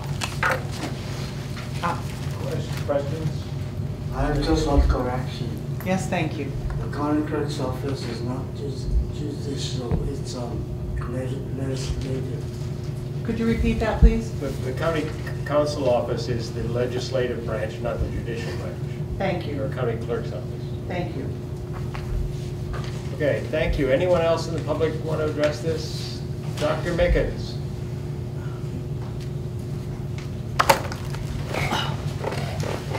Thank you, JoAnn. For the record, Glenn Mickens. I find it shocking and wrong that this body is even being asked to eliminate the office of the county auditor. This position was overwhelmingly voted into being by the public, and our council unanimously hired one of the finest people for the job, Ernie Passion. He was the most qualified and honest person they could have hired, and our citizens admired and respected him. He did 8 outstanding audits, all by the Yellow Book, his auditor's rules of operation, like our county charter. These audits, if properly adhered to, will save the taxpayers millions of dollars, and this office is well worth its operational costs. I know you probably don't have a copy. This is one of his 8 audits, and I hope you guys would have the chance someday to read it. It's really outstanding. Ricky, you will remember as our county clerk how Ken Taylor and I testified for months before our council went in executive sessions, telling them that Charter Section 307E clearly stated that, with the exception of deliberations relating to confirmation appointees, all consultation with the county attorney on claims, all council and committee meetings shall be open to the public. Though council members at the time, including Ron Kochi, kept telling us there was more than 2 reasons to have an executive session, no one ever found any. Then the CRC unilaterally put a confusing worded amendment on the ballot to amend 307E and make it conform to state charter, where they have 8 reasons to go into executive session. Ken and I tried to get the CRC to tell us why this section of the charter needed changing, since it obviously gave the public much more openness to the county operations than did that of the state charter. We got in no reply, and the public duped into voting this change. As an example of what harm this amendment did, Ernie Passion's lawsuit against the county had a record executive sessions held, which pathetically kept the public in the dark. Under the original 307E, this would never have happened. So in closing, now other members of the public and I sit here before you asking the reason for the commission's wanting to do away with the auditor's office. And I'm not pointing to you directly, it's on the agenda. I don't know how it got there or why. Somebody obviously asked you to put it there, so I presume that's the reason. We desperately need the accountability that the office gives us. We cannot afford to see it abandoned. And I think that Commissioner Kapali, I think she hit the nail on the head. I think what she was saying exactly right. We need this internal auditor. The one that comes every year and goes over the books and stuff, that's completely separate. This auditor that Ernie was, again, if you read some of his audits, they were so worthwhile that if we adhere to what he's saying. Thank you, Jan. Thank you. Anyone else? Norma? Did you want to address? I know we have, and once again, let me suggest this is a long letter. We have it. I've read it. And I'm sure my fellow members have had the opportunity to spend some time with it. So if you could summarize your position, that'd be great. Certainly. Norma Dr. Sparks. I am very concerned about the attempt to possibly remove this auditor position and office from the charter. I strongly believe that it should be included because we do need independence. I have in a few paragraphs explained about how as an administrator in California as well as in Hawaii, when I was audited many times and was often very discouraged because I felt I was being unduly criticized. But throughout that process, I have to say that the agencies that I directed did improve. We began to understand what was really important to the public, and we tried better to provide those services. We've heard today about how recruitment is a difficulty to come to Kauai. And I know that just in the last few years, while I've been on Kauai, I've been contacted by headhunters to do positions on the mainland. And at the time, it wasn't anything that I was interested in doing. But again, timing is all very important. And so to delete the office because recruitment is very difficult should not be a reason why. Further, there are differences between a financial audit and a program audit. And I think the Office of the Auditor could then provide either one of them.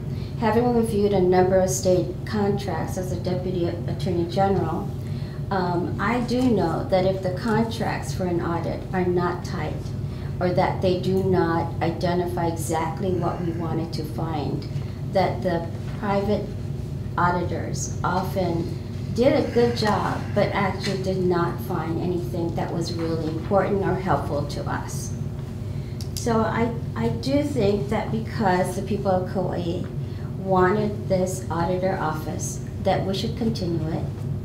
I also support the continuation of this office during this process of trying to fund a recruitment. The cost of such an office is a possibility that should be considered.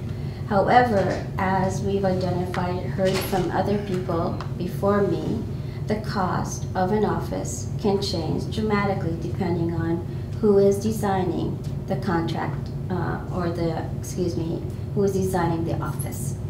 So for these reasons, I'm hoping that this commission will not remove these provisions.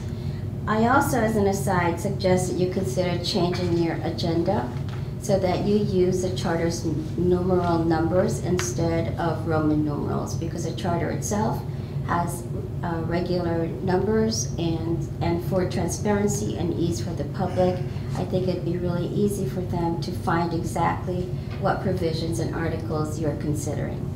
Thank you. Thank you very much. Questions for Donna? Hearing none, thank you. Ken? Thanks. Oh, sorry, Lonnie. You were there first, but you'll be second.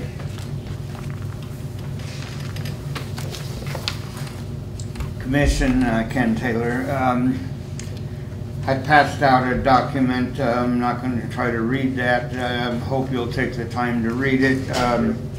Just a couple paragraphs from that.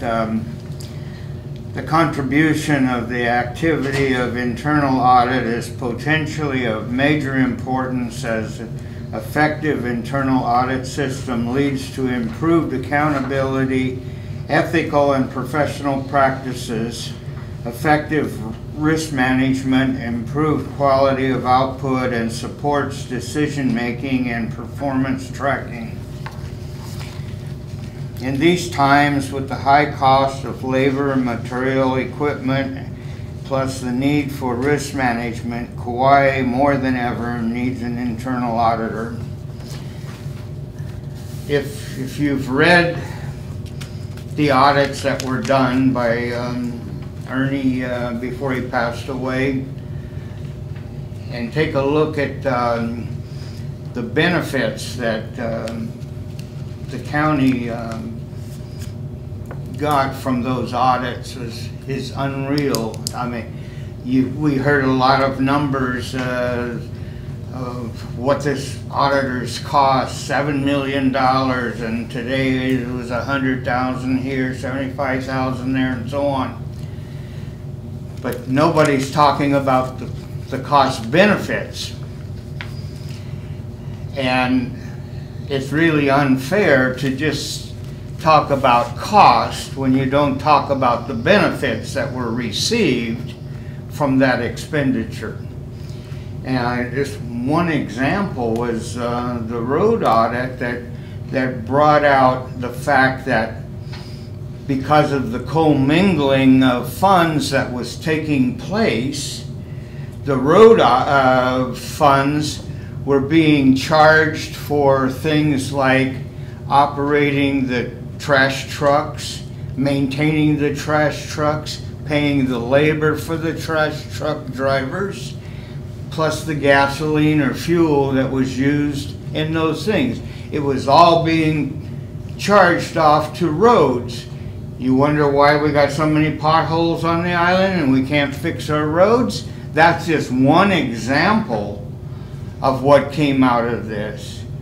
The other was the gas audit and the way gas was being dispensed. There was no way to track who was taking what or where it was going. Now with the new system, every gallon of gas is accounted for. If Public Works takes the fuel for in the office operations, it's charged to them. If Solid Waste takes fuel, it's charged to them. Parks and Recs, charged to them. It makes a better system for accounting purposes, and this is just a small example of what has come out of the audits that have been done. So I am all in favor of keeping and maintaining an auditor. And again, you know, one of the problems we have here is we're a small county, but we're sprawled. Most communities of 70,000 take an area, square miles of anywhere from 6 to 24 square miles. We're spread out over 75 square miles. Because of that, we have 4 sewer treatment plants, where most communities of our size and even up to 150, 200,000 have 1 sewer treatment plant. Those kind of costs are killing us. And this is why it's so important to know and understand and where these monies are going. And we have to buckle down and spend the time and money to understand how this money is being spent. And yes, it's hard to get an auditor. And I know the council has done a pretty good job at reaching out. But there's more that can be done, and I think it needs to be done. And I would hate to see this on the ballot, because we will certainly fight it tooth and nail. Thank you. Thank you, Ken. Lonnie?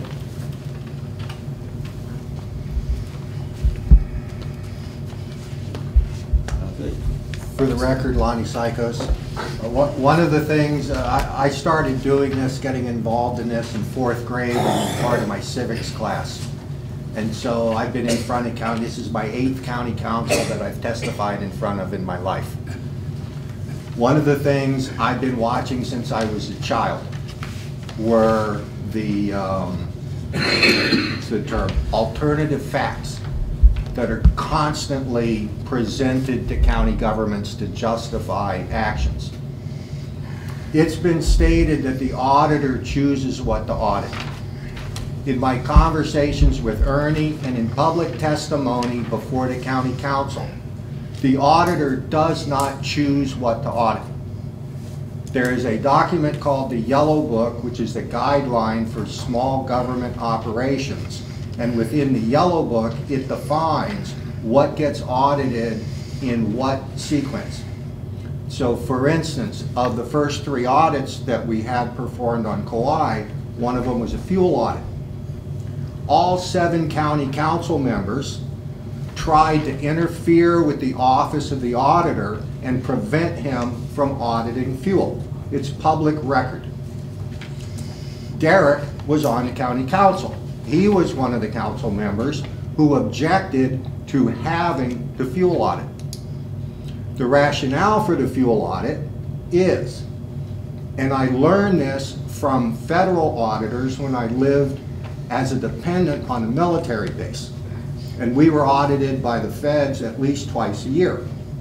You always audit the things that are the easiest to steal, the easiest to use, and the easiest to resell. If you have tight controls on fuel, you will probably have tight controls on other things. If you don't have tight controls on fuel, then you probably don't have tight controls on other things. So the value of having an independent auditor is it eliminates the political interference of preventing the public from discovering what is actually happening with our money. That's why we voted, I believe it was a 72% vote in favor of creating the auditor's office, because the public witnesses the waste, fraud, and abuse of our tax money at county council members on the agenda, that we seldom go 2 meetings without some item on the agenda being about how much of our money just got wasted. So we want the auditor, and we want the county government to make the auditor's office functional. And so I don't understand why we're trying to get rid of the auditor. Our biggest problem in hiring an auditor, I would think, is, as Mel pointed out, our mistreatment of the auditor that we had. We did not support the auditor as a county. During the fuel audit, we prevented the auditor's office from doing the investigatory work that they were supposed to do because the county council failed to invoke its investigatory powers. And so the audit basically stopped in the middle because the due process was not followed. We can hire an auditor if we want to. We can hire anyone if we choose, or we can fill any position if we choose to. It's simply a matter of, do we choose to do it or not? Okay. You're done? I'm done. Thank you. Thank you very much. Hold on. Questions? Thank you. I don't think there's anybody left. Well, there's one left in the audience that hasn't. Anybody else want to come up? If not, it's Felicia? No. Members, what do you want to do?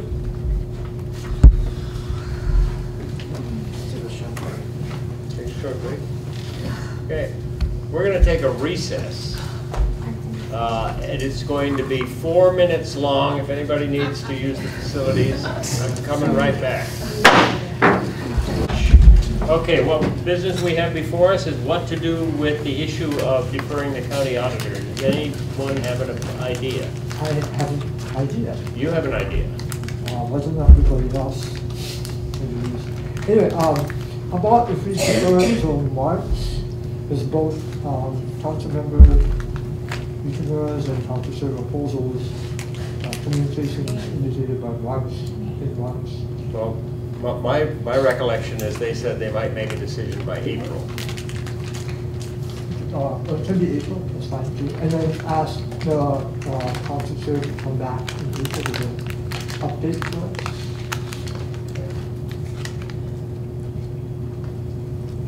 Is that a motion? Can be. Well, is there anybody else that has thoughts? You can make a motion and then discussion. Is that a motion? I so move. I'll second it for a discussion. We can't have a discussion on a motion to defer. So there's no motion, Will no you discussion defer? on a motion to defer. Oh, you cannot have that? No, and so your options are to either vote for the motion to defer or not, and we continue conversation. So the motion is made and seconded to defer until April with a request that the council chair come back and report to us. Let's do a roll call vote. Okay. Commissioner Nakamura. Yay, in favor. Commissioner Kapali. Nay. Commissioner Suzawa. Yes. Vice Chair Watanabe. Nay. Chair Tigley. No? Motion fails. Do we have any other suggestions? I'll make a motion. Go ahead. I make a motion to reject this proposed amendment to the charter amendment regarding relating to the county auditor. Is there a second?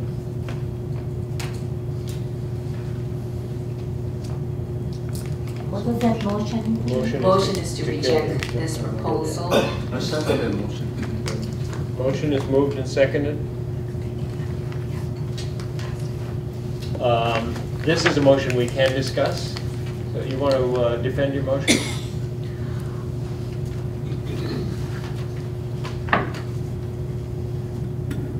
At the last meeting, Commissioner Suzawa made a really good point that this particular amendment just came before the voters and really didn't have a chance to become a reality and go through the processes that it needed to go through. And I've been contemplating on that comment from her comments at the last meeting, and listening to all that has been said today, it looks like there's a lot of history regarding the county auditor, but I think at the end of the day, I feel that we can all agree that we need to have accountability for every operations in the county. I'm not totally convinced that it's going to take an internal auditor to do that. However, at least we're stepping and going in that direction to reach that overall goal of effectiveness and trying to make our county as efficient as possible. And even if we defer this and give the county council a chance to bring someone on board, it's just not enough time to get an office in operations and for anything. 3-4 months, it's not going to happen. It appears to me that there has been some real challenges in this particular office. There's no staffing now, it's just sitting there. It's kind of like, what is it?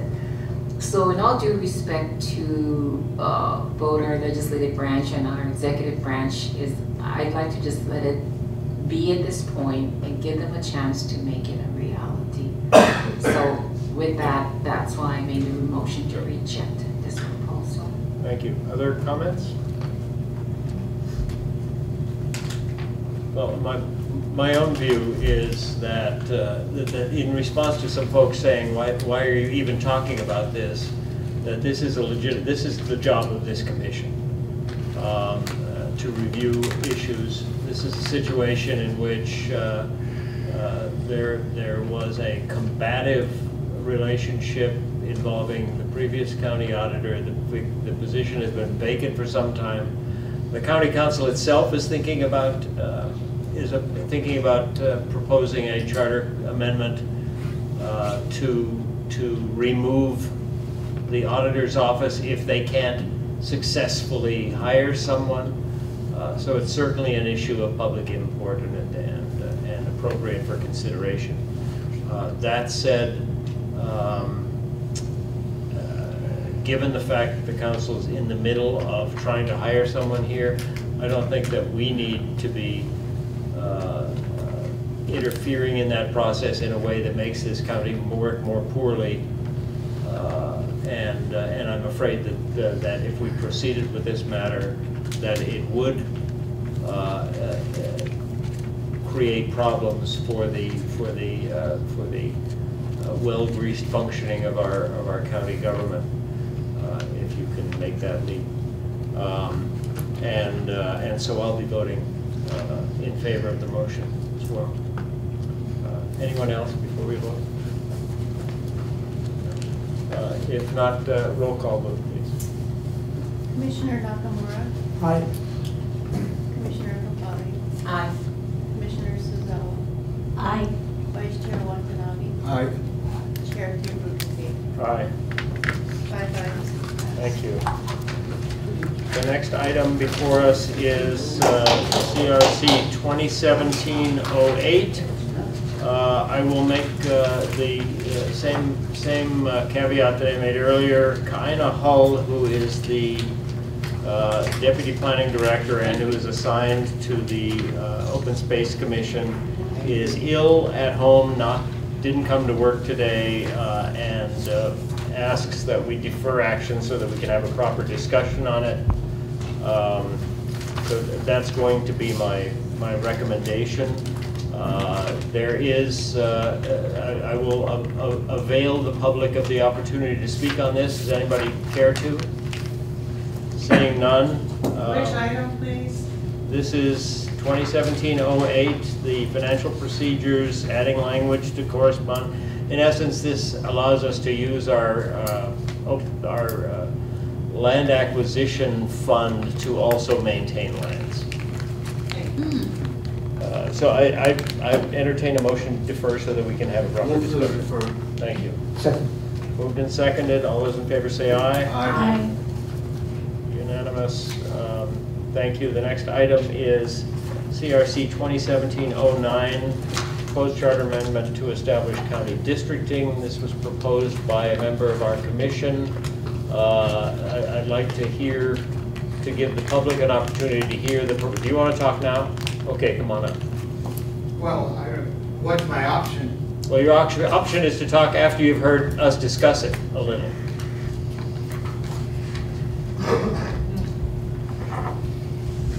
We're in 09, right? Yep. Commission Ken Taylor. I have concerns with council districts. I've lived in both at large and districts, and one of the problems, major problems in districts is that a council person only has one vote, and if he wants to get anything done in his district, he has to solicit from the others and say, you know, what can we trade to so I can get this for my people? It doesn't make for good government. It also takes away my democratic process of being able to vote for the council members. I would consider 3 districts and 4 at large as an option, but nothing less than that. The problem, again, with districts is that every 10 years when the census is done, you have to look at the districts because each district has to have an equal population. If you go to 3 districts, you can use what the state does for just 3 districts of the state. So you got every 10 years, you've got a big expense. You've got a political football that is very difficult to deal with because everybody's maneuvering how they want to change the district directions, and because again we're all sprawled out, it's a very awkward situation. You might end up with I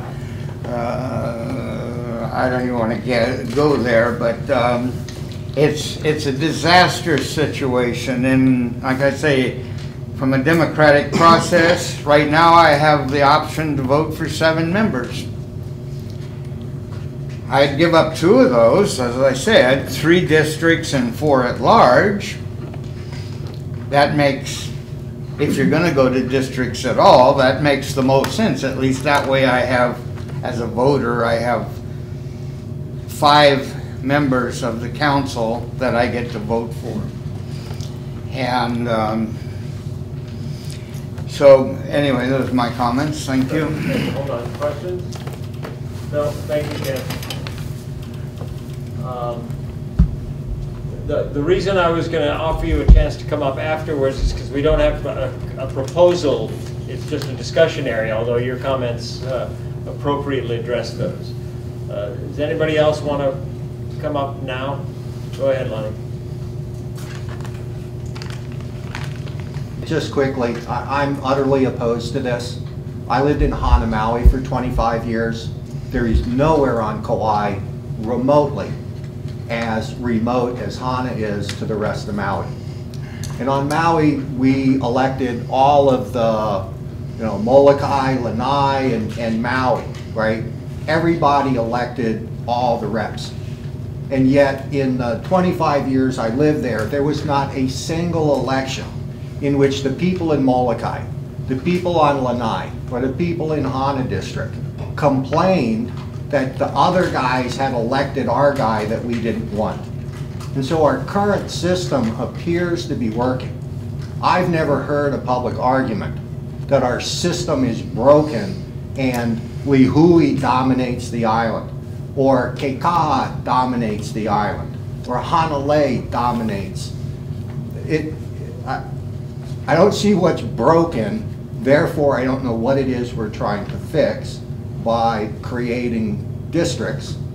And it would serve best to alienate the different communities from each other rather than bring them together. Right now, we're all in it together. You start creating different districts and then it's like, we want the money, not them. And so I think you're opening a can of worms, myself. Thank you. Thank you. Anyone else? I could do one. Hold on. Dr. Mickens. Only want to say I agree 100%. What's the saying? If it's not broke, don't fix it. Thank you. Thanks. Felicia? Felicia Cowden for the record, and I am from an area, the North Shore, that I do think is underrepresented on the council. Still yet, I'm glad that I can vote for all 7 council members and that my opinion matters. So it might feel somehow rewarding to have council districts. I'm kind of more okay with how it is. Thank you. Thank you. Questions? You're the only one left. I'm supportive of the last 5 comments. Thank you. Okay, commission members. This is your proposal. You want to talk about your thinking? Well, I want to say thank you to all of our community members that, gave your monotony regarding districting, because I agree with everything that you said. And the reason I brought this up, I did a little bit of research just looking at doing our division by districting for the county council, and what I picked up was that it was introduced since 1982 4 times, and of which 2 of the 4 was introduced by the council and 2 by the Charter Commission. Now, that being said, this is not a new discussion, but life on Kauai today is new. I was born and raised in the North Shore. I'm coming from a point of view where I would like to see the younger adult population on Kauai, my sons, my daughters, just that generation, to be more civic minded. And what I'm seeing in our families is that they're really busy.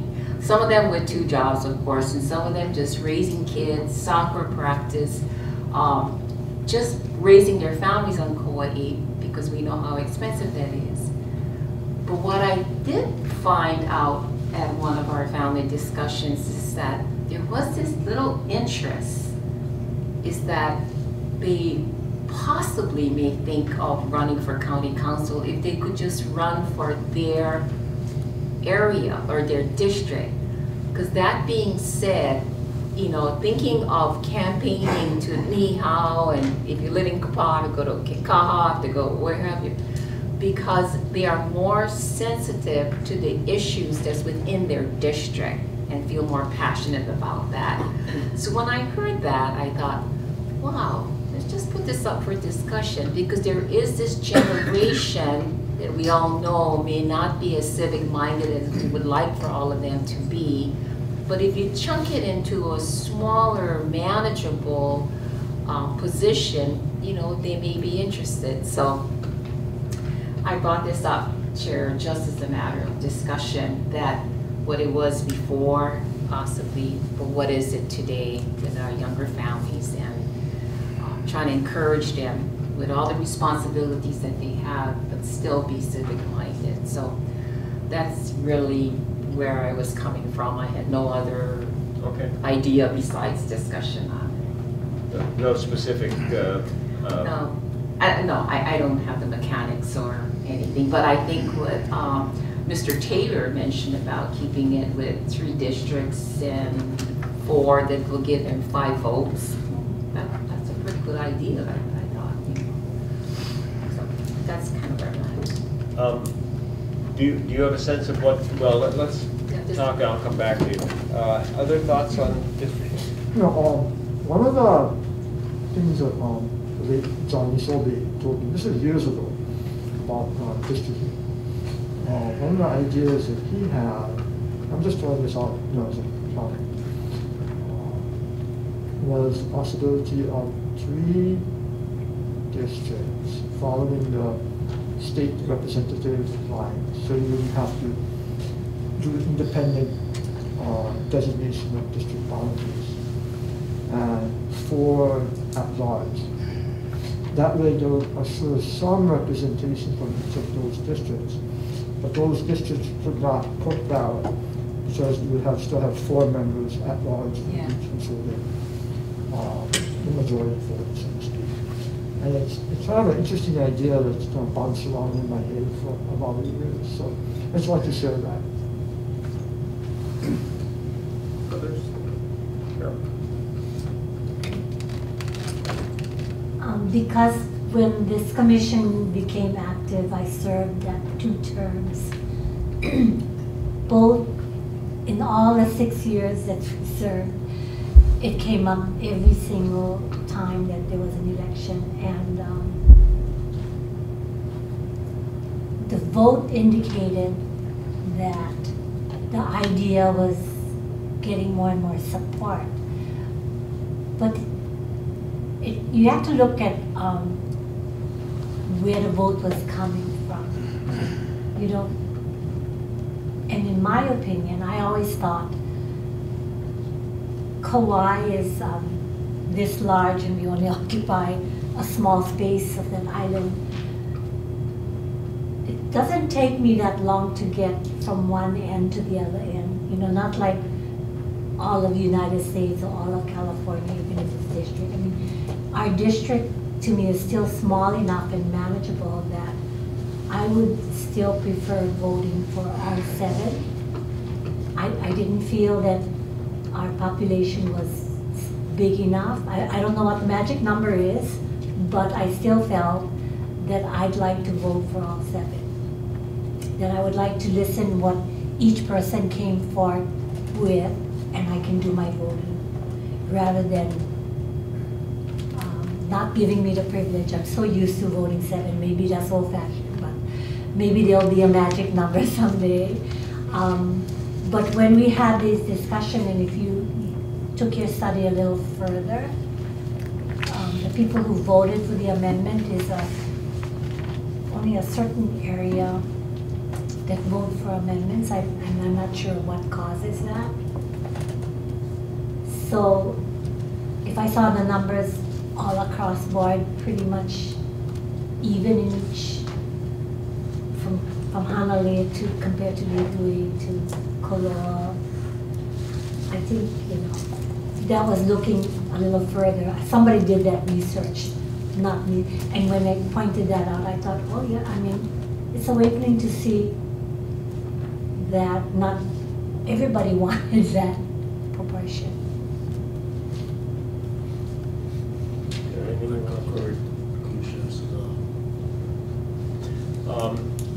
Okay, anything further? So we don't have a specific proposal, so it seems to me that the best thing to do is just receive this item with the understanding that if a specific proposal bubbles to the surface in the future, we can always revisit the issue. So moved. Okay. Moved and seconded. Again, who did what, Lonnie? Thank you. All those in favor, let's see, any further discussion? Hearing none, all those in favor say aye. Aye. 2017-10. This is a proposal for a charter amendment that council members, well, Felicia, I think this is your proposal. Do you want to address it? Sure. Let me try and set this on me in a way that won't be in there. So I'll just note that Ms. Cowden provided the Charter Commission with a series of proposals for consideration, and we have placed 2 of them on this month's agenda, and we may consider others going forward. So that's where it came from, and here you are. Go ahead. Thank you so much. Felicia Cowden for the record. And I gave you guys handouts on it, and it's kind of, you know, it looks big, but what I did is I actually tried to put in the wording. So the brown lettering is the existing, you know, piece right out of the charter. And then, like, if we look on the back page where I have the rationale in blue. Members, this is, a lot of this is on the final page in your agenda. Well, I just handed them out since I came. Oh, then we have that too. Yeah, so what it is in short is right now we have 7 council seats. What's that thing on Jane's thing? Okay, one second. We have You guys keep your conversations. We have 7 council seats. What I'm suggesting is that 4 of them are full-time jobs at 4 years long, and that those 4 are staggered, so that there are 2 4-year terms that get elected in one election cycle, and then 2 the next election cycle. And that the other 3 would be basically as it is, that nothing is being taken away from candidates of what they already have. They can have the part-time job, and the reason why I feel that this is so important is that a lot has changed since the charter was written. We have a $200 million budget. Even 10 years ago, it was like 60 million. So it has gone up so much more, and there's so much diversity of what the council people are looking at. And it should be a full-time job. It was really nice to see 5 council members attend this meeting. I attend meetings all the time. Very rarely is there ever anybody there. And I think that, like, for the full-time job with full-time pay, that they don't have a competing work interest or a competing business interest. It's a commitment where there is no conflict of interest, and they're not working the night shift or tired or don't have enough time to spend with their families, and that they are committed to, you know, being very engaged with it. And then the other 3 positions could be like it is right now. So people can still, either they're fresh to government, like you said, or if you were trying to do districting, maybe those 3 positions would go to a district. You gave the example of young people coming up. I'm very supportive of that too. I think that a job like the council is not something that you learn to paddle after you're in the canoe, in the race. You need to know beforehand. And so, like, if you look on the front page, I basically took the existing charter, and sorry the colors didn't come out as well as they did on my screen, but wherever you see it highlighted, that's where I either added a word or added a sentence. So I just tried to lay it out, and then I put this, I thought was a very important piece. In the middle there it says candidates may run for both 2 and 4-year terms if they qualify for both positions. So they could say, because that way they're still selected by the highest vote count. It wouldn't be that they chose to do 4 years and they were 5th in line, so then they can't be it. They can choose to be both. They can choose to be just one or the other. People who would choose 2 years don't want to give up their job, for example. Another piece, I put this in italics because I put a basic proficiency test of math, literacy, understanding of a budget, and the functions of the county government is necessary for the full-time position. I think that that is so important. We put a lot of energy into the county engineer or the auditor. One of my roles is as a community affairs programmer, and whenever I interview these people, I always give everybody their best effort, but I also don't give somebody a pass. And so I ask people before they come on questions like, just basics about the structure of government. What's the budget? Where does the money come from? Where does it go? And a number of the newer candidates, they couldn't tell you those numbers. They don't know almost anything about the government. And if I ask, well, how much money do we spend? They might say 10 million. I mean, it is off by such a large range. And you could replace everybody, you know, and so we really need to have people who have the skill set for doing the job. And so if people weren't willing to take the test or weren't willing to give up a job with a very much a conflict of interest or not show up full-time for the people, then they have completely that opportunity for the 2-year position. And as you guys know, I ran for office, and I've been through the process of being vetted by the community, and a lot of times it's what football team you're on and which family you're from. It really rarely ever is there a vigorous question actually asked of a candidate? So when we're talking about our county engineer, these people who make the decisions, it's very important that they have that skill set. So that's another reason. And when we see people working 2 and 3 jobs, because we have that in our council, and even our council chair, he works the night shift. Not because he wants to, I'm sure he likes the job well enough, but we need somebody to be able to come to work with that being their main priority. So when this looks long, I just did what is typically appropriate for suggesting a ballot amendment.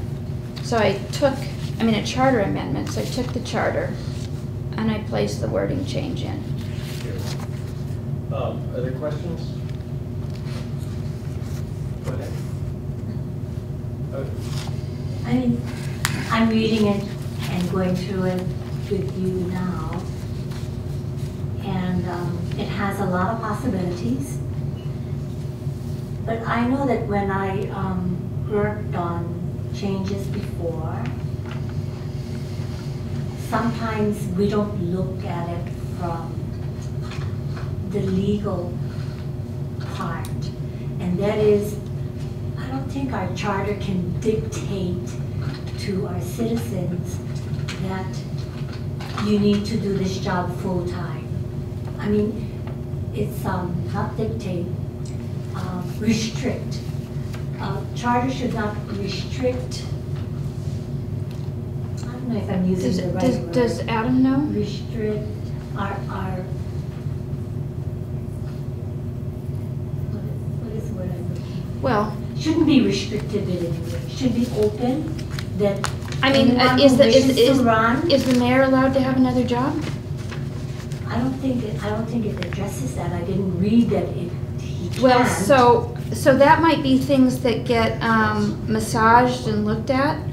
So I just tried to bring something out there, and like with that test, I don't know if you can put a test in there. Well, so that's why I put it in italics. Whatever is proposed usually goes to the attorney's office for legality to see that we can in fact do this. That's correct. And it might not pass that test, it might pass the test. I've been coming to Charter Review Commission meetings for a very long time, and I understand that. I understand the process. And so I'm a citizen making a suggestion. So when it comes before the Charter Review Commission, they can vet it with the legal piece. Whereas if I took it out to a petition and tried to get, it takes about 20,000 people, even if it's a lesser number, because I've done the signatures. Anyway, I don't want to get lost on that, but part of the value of having a Charter Review Commission is not just people who are sitting on this commission or people from within the government can ask for help. Citizens can come in and have that vetting done. So it might be, hey, you can't say that, right? All right, you can't. Maybe we can't have any criteria of skill set, but I will say, I'm not naming any names, but people have run for office, not one, by the way, but have run for office with limited skills to be able to math, literacy, financial literacy. You know, we need somebody who can actually do the job, right? So Other questions? I think it's important to do that. No, I have a motion. Well, hold on. I had a question. Sure. Have you thought about, in terms of this proficiency, I think a lot of us have thought it would be great to be able to require elected officials to pass some sort of proficiency test. I'm not sure it has worked anywhere. But do you ever thought about who would develop and administer that test? Well, I would think it's just something very simple, that people could at least read a spreadsheet, that they would understand a budget analysis. Who gets to give that test is my thought. That's a big piece. You know, who gets to decide who fast passes and who fails? I will say I haven't given that thought, but so I haven't worked that out, and I haven't researched if that is done in other places. But it seems like the vetting of the voters and the vetting of the forum process, it does not look at if people can read, if they can write, if they understand simple algebra, or they understand a spreadsheet. Another question. Do you have any concern that in a single legislative body, and I know they have them around the country, that has 2-year members and 4-year members, that you create a sort of class distinction within the body that makes the body perhaps not run as well as it could? Well, I think that there is obviously a 2-tiered system there because more is expected out of the 4.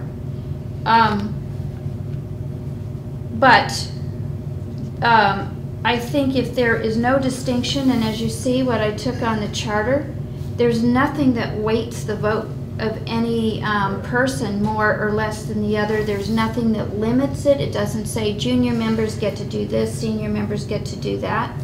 I think the other really critical thing is if people wanted to run for both positions because they came in 6th, they could still take that 2-year position instead of the 4-year position.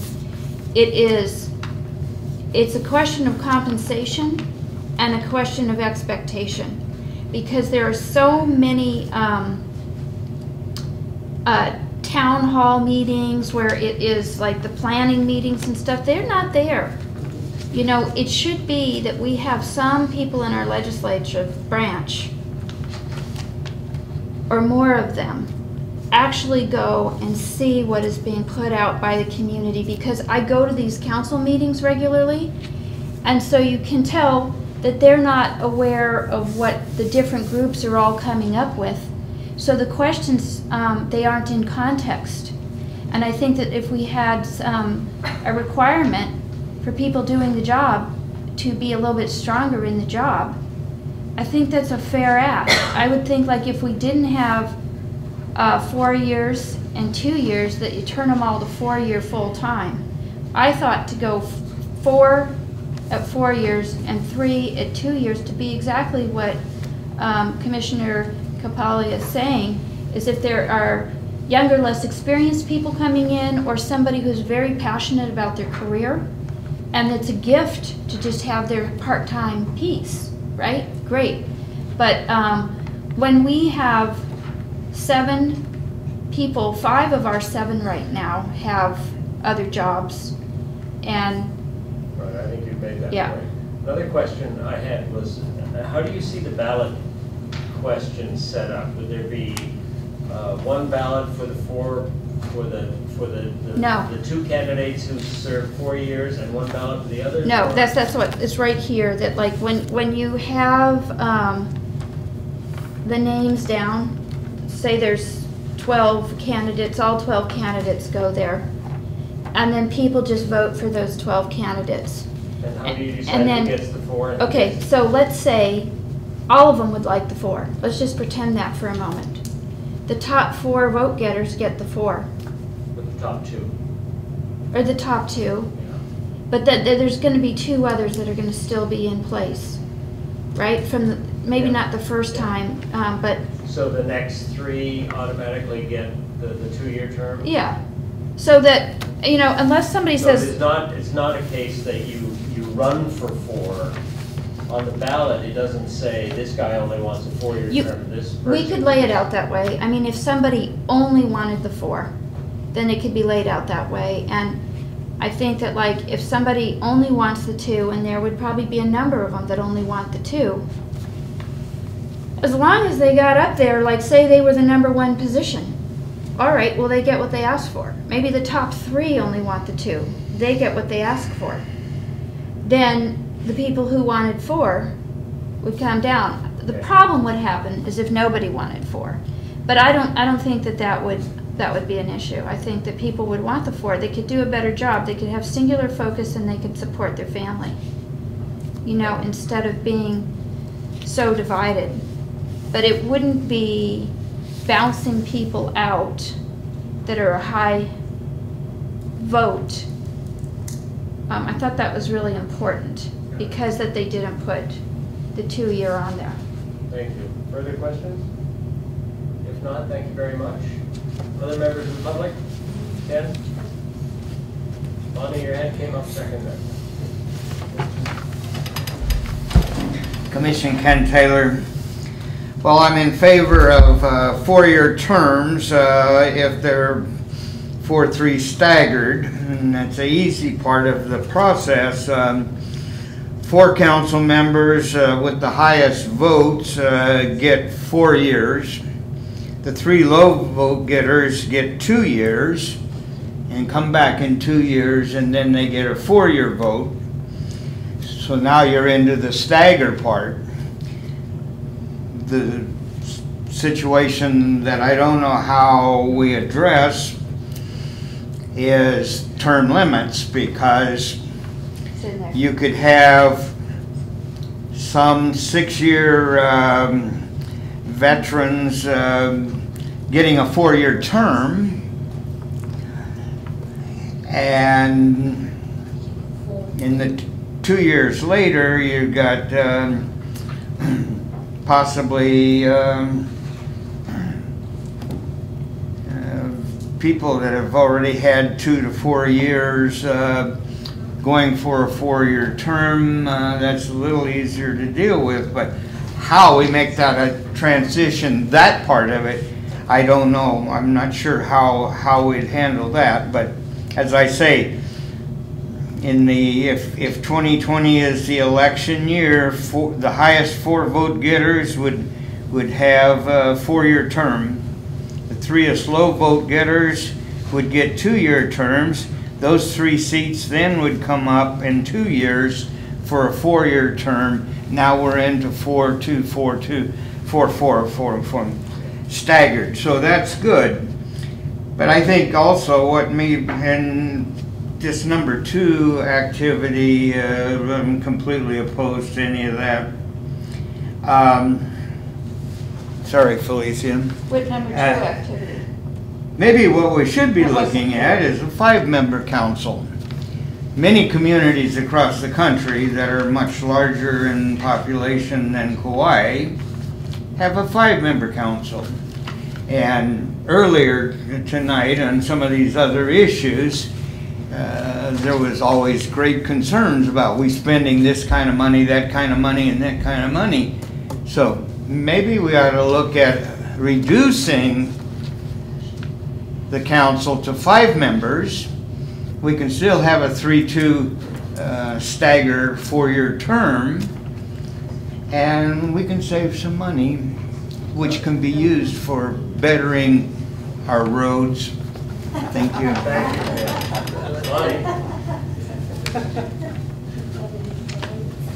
Good donkey, good. For the record, Lonnie Psychos. Good.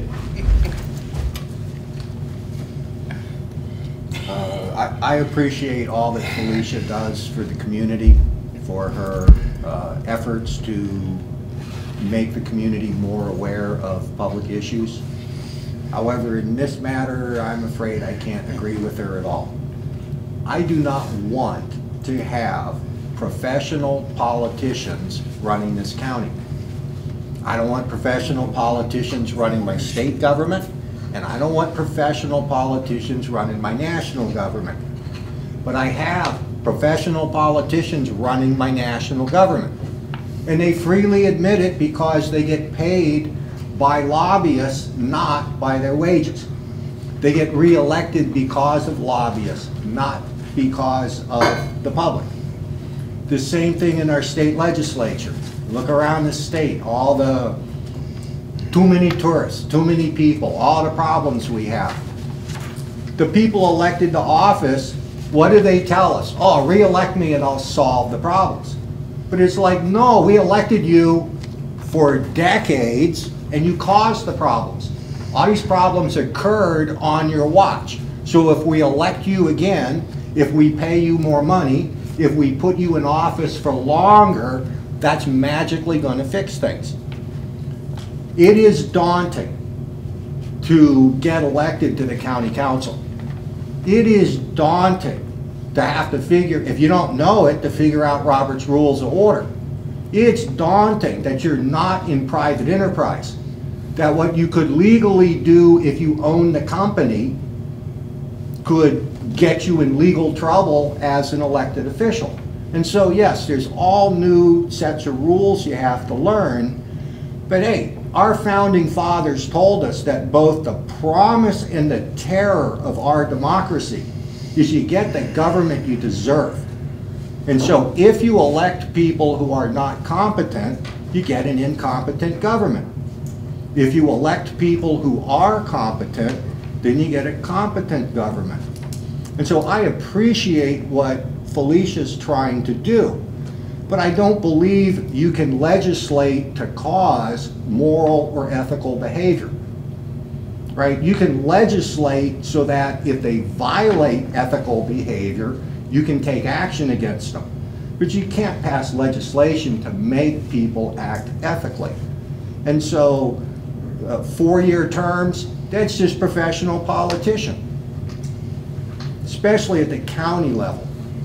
And so I see this as, if it ain't broke, don't fix it. And I don't see that our problem is 2-year terms. I don't see that our primary problem in the county is that we elect people who don't understand how the county operates, and it takes them so long to get up to speed that they're not able to do anything. I don't see that as the cause of our problems at all. Problems I see in our county is bad administration. And this is by the people who we hire as professional civil servants. And so the problem I see is with our professional civil servants, not with so much with our elected officials. So I appreciate it, but I am not for 4-year terms, and trying to mix 4-year, 2-year terms is perhaps appealing in some ways, but it's nuts in other. And no, you cannot have any test other than age and residency and citizenship.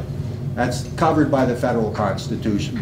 We can't make people take tests, swear loyalty oaths, or whatever else.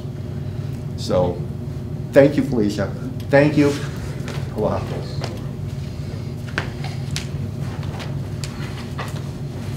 We're losing one member. Anyone else in the public? No? Felicia, you also had an item on 2 4-year terms beginning with the 2020 election year. Did you want to address that? That was, no, Jean's. Oh, that was Gini? Yeah. Okay. Oh, Gini, sorry. What did I do? Did you want to talk about, so this is 2017-10, the first item? Yeah, 2 4-year terms. Which one? 2017-10 1? Yes. Oh, 2 4-year terms. Yes. Okay. Really, just some thoughts that I had that. Thank you for all the comments from the public here. It is daunting running for county council, I'm sure, in the elected office. And, 4 years gives the stability of our council members, our elected officials. It does take a ramping up to get to the point where you can really effectively legislate. It does, unless you're, growing up and you had civics classes and you know exactly what to do. But basically, I just thought it would be looking at doing things a little bit differently, and if it helps to bring the county to be more efficient, and we've got the skill sets and they're good, and between legislative and the executive branch, and you've got all of this value in working with each other because they come with that knowledge, why not? So I really don't have anything more besides that. I just thought it's time to look at some of this. We've been doing this for so long. We do have a new face on Kauai. We have changed. I'm born and raised here, and I see a need to refresh some of the things. Not that it's broken, it's not broken, but it is nice to look at something that might be refreshing, and I don't have the answer, I'm just putting it out there. So no specific proposal at this time? No, I really don't. I don't have. Other members have thoughts on either of these issues? Commissioner Watanabe had a motion, but our meeting went beyond his ability to stay. And I don't know what his motion was, so I can't make it for him, nor would I. If we're not ready to do anything, we can defer. There are other options. I'll move to defer. So deferring to our next meeting? I would clarify because One or two you have proposals? two separate sub-proposals here. We can defer them both, deal with them separately, okay. Let's go to the first one, which is Commissioner Kapali's 2 4-year terms. She had no proposal, so we can receive that one at this time, and if it comes up again, reconsider it. Is that acceptable to you? Could I get a motion? Move to receive. Item CRC 2017-10, number 1. Okay. Any discussion? Hearing none, all those in favor say aye. Aye.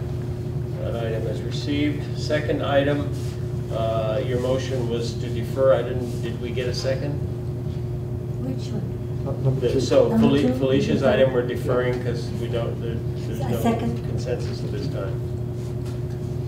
Moved and seconded to defer, no discussion. All those in favor say aye. Aye.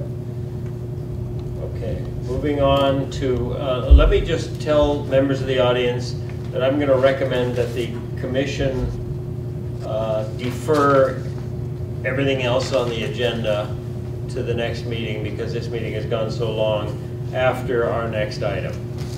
So our executive session and the election of a chair and vice chair will be deferred.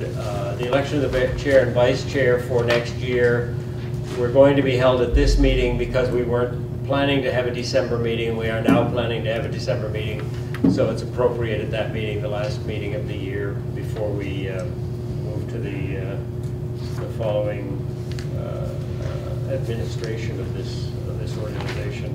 So that said, at item CRC 2017-11 is a proposed charter amendment for a farm commission. Felicia, would you like to speak to this? Yes. Okay, let me hopefully set this up right here.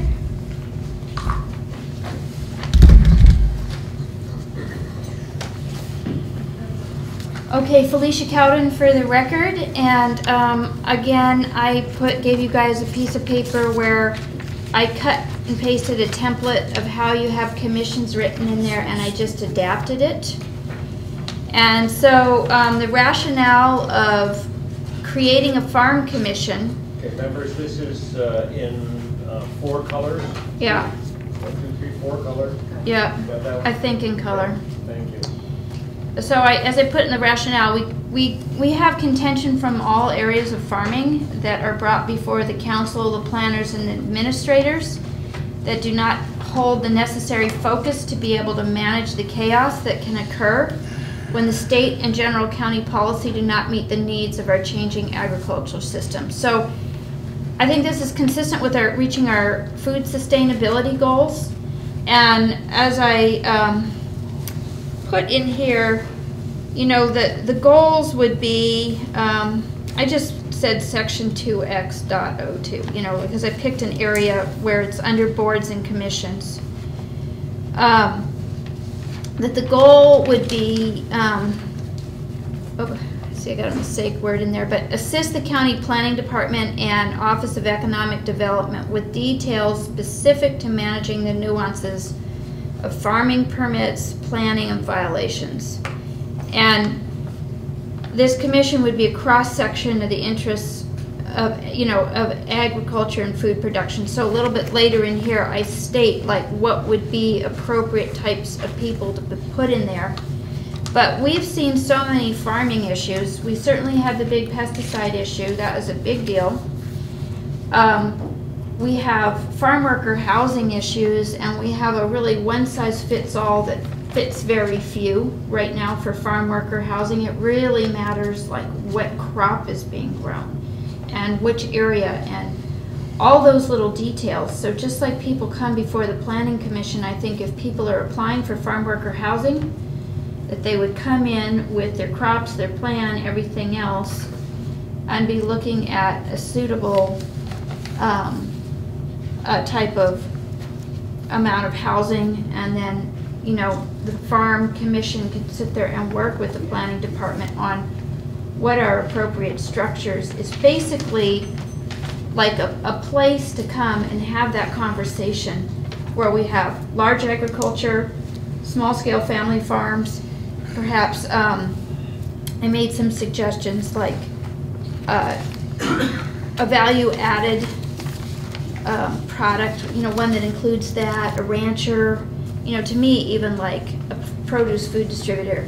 It all makes sense, but where there is a platform where there are educated people sitting and listening and fielding a lot of these questions, and since food sustainability is one of our core goals, it seems like we could get there. And I think in the end, even though it's like one more commission for the boards and commissions to be managing, it's a lot less work than having the planning department and the planning commission and the county council having to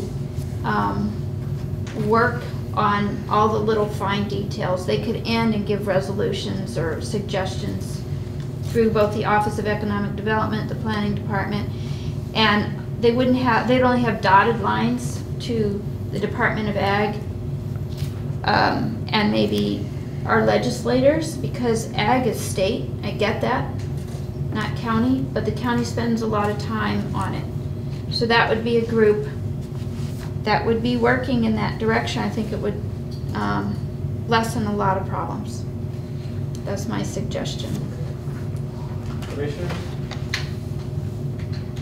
I just have a comment. I believe I'll make a motion to defer this item, and I would like to have the Kauai Farm Bureau representatives to come forth and have a look at this proposal and give us some insight on their view on it. Could I ask that that would also include the Hawaii Farmers Union United, which tends to be the small organic farmers? Sure. Can you provide our staff with the contact information for those guys? Sure. Yeah. And it occurs to me that the housing office, because farm worker housing is discussed in their economic development office, because they're discussed at the contact agency, and maybe the planning director, because they're involved as well. This touches lots of things. Yeah. Yeah. It's trying to be a clearinghouse to. I'm not sure that we at the county can mandate connections to state agencies, but certainly the other things. Okay. Okay. Thank you. Felicia. Members of the public? Ken?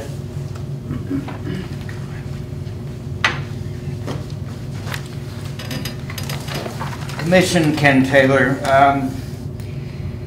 I'm very much in favor of promoting agriculture on the island, and I mean, it's a shame that we're importing as much food as we do when we have the growing conditions that would allow for a lot more production here on the island. I haven't had a chance to read Felicia's documents, but my first issue is that the Farm Commission doesn't do it. There's a number of small farm organizations here on the island, and the Department of Economic Development should be bringing those people together and working with them in promoting agricultural activities and increasing production here on the island. I just don't see any benefit from a farm commission. Most of the other commissions deal with county issues, county government issues per se. This isn't.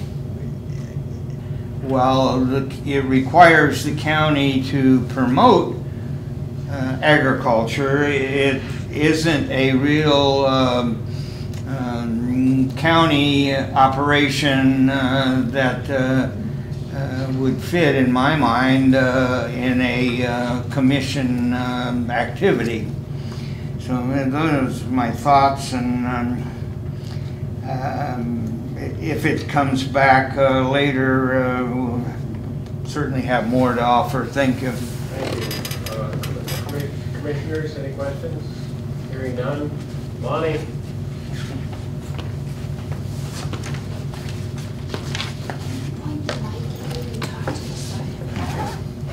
For the record, Lonnie Psychos.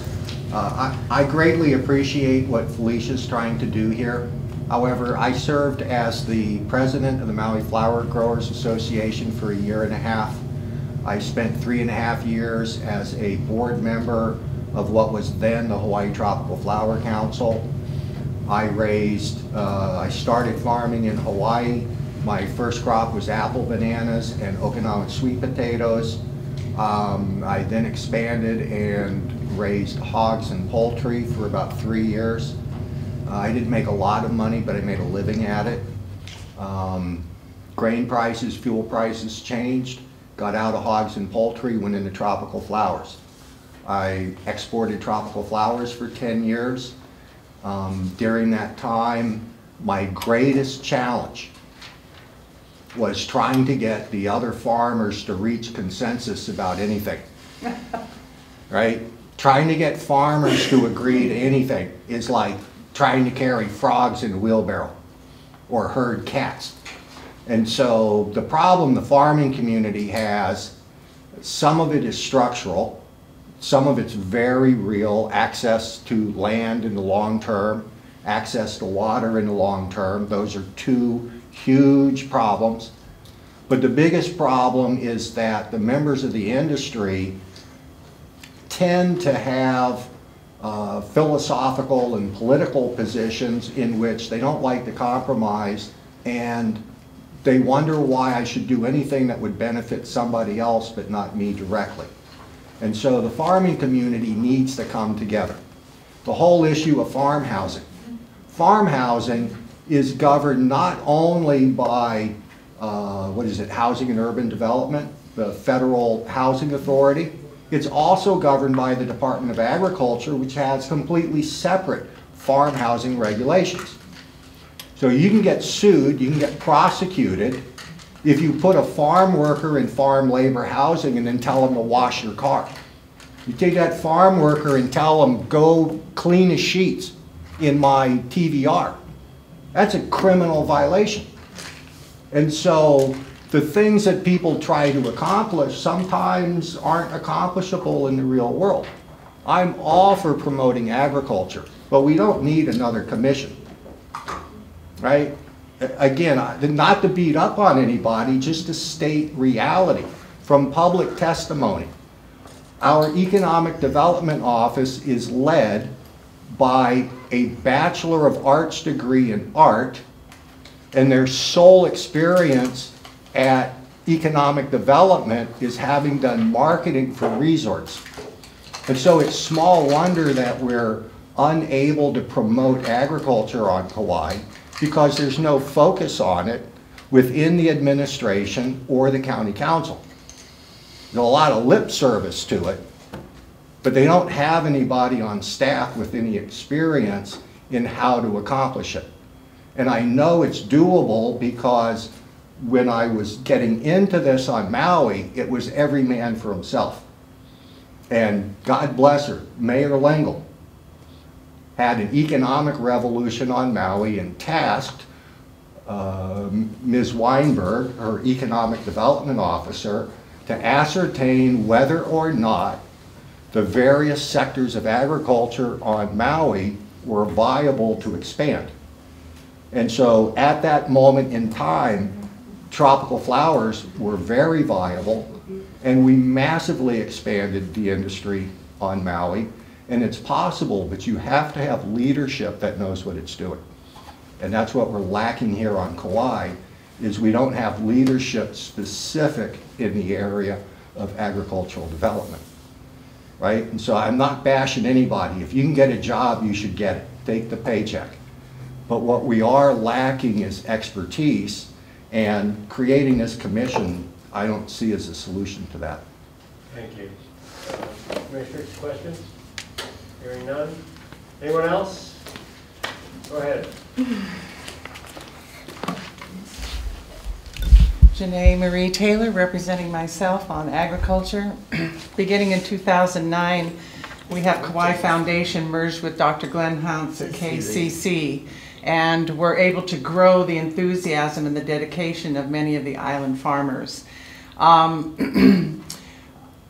Many of us have no idea the amount of love for this island, the amount of love for farming, the expertise in all aspects of administration of running farm and farm enterprises. We have a huge group of enthusiastic farmers, a lot of hard workers that are working for practically nothing to develop their plans and their plats. In my opinion, the governor's sustainability plan is a farce because it, in my opinion and my experience of submitting many grants with Dr. Hans to try to get funding for small groups to develop out their farms, are not readily available and very difficult to achieve. So my general opinion since 2009 has become that small farming, organic farming, is not highly considered among the governing bodies of our islands, and Kauai especially. The bottom line is, what if the boat doesn't come? Okay? Felicia's suggestion of trying to get something from within the government to help to promote standard basic farming will help to, if you want to see strong, committed community values, people proud of what they're doing, support sustainable, true sustainable agriculture on this island, not just the big corporate, because they're not growing food, they're growing other. So therefore the governor's plan, to me, is a hoax, because I don't see a lot of development out or funding available for, I think, what Felicia and a lot of the farming community would hope for. So is that testimony in favor of her proposal? It's in favor of her proposal because it's an attempt at trying to create something in favor of the other farmers on the island, we the people. We the people are the county. So a commission may or may not be the answer, but I know for a fact that there are many, probably hundreds of highly qualified people here that are very interested in farming. And would say go to economic development, could be brought on as consultants to help develop it out. Many opportunities. Everything is achievable. Thank you.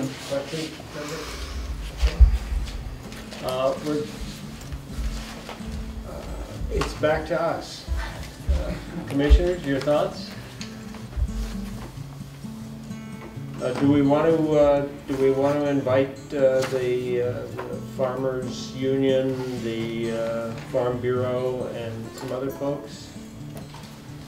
Would it be appropriate to ask if they're interested in creating a commission and inviting them to give testimony? We can invite letters.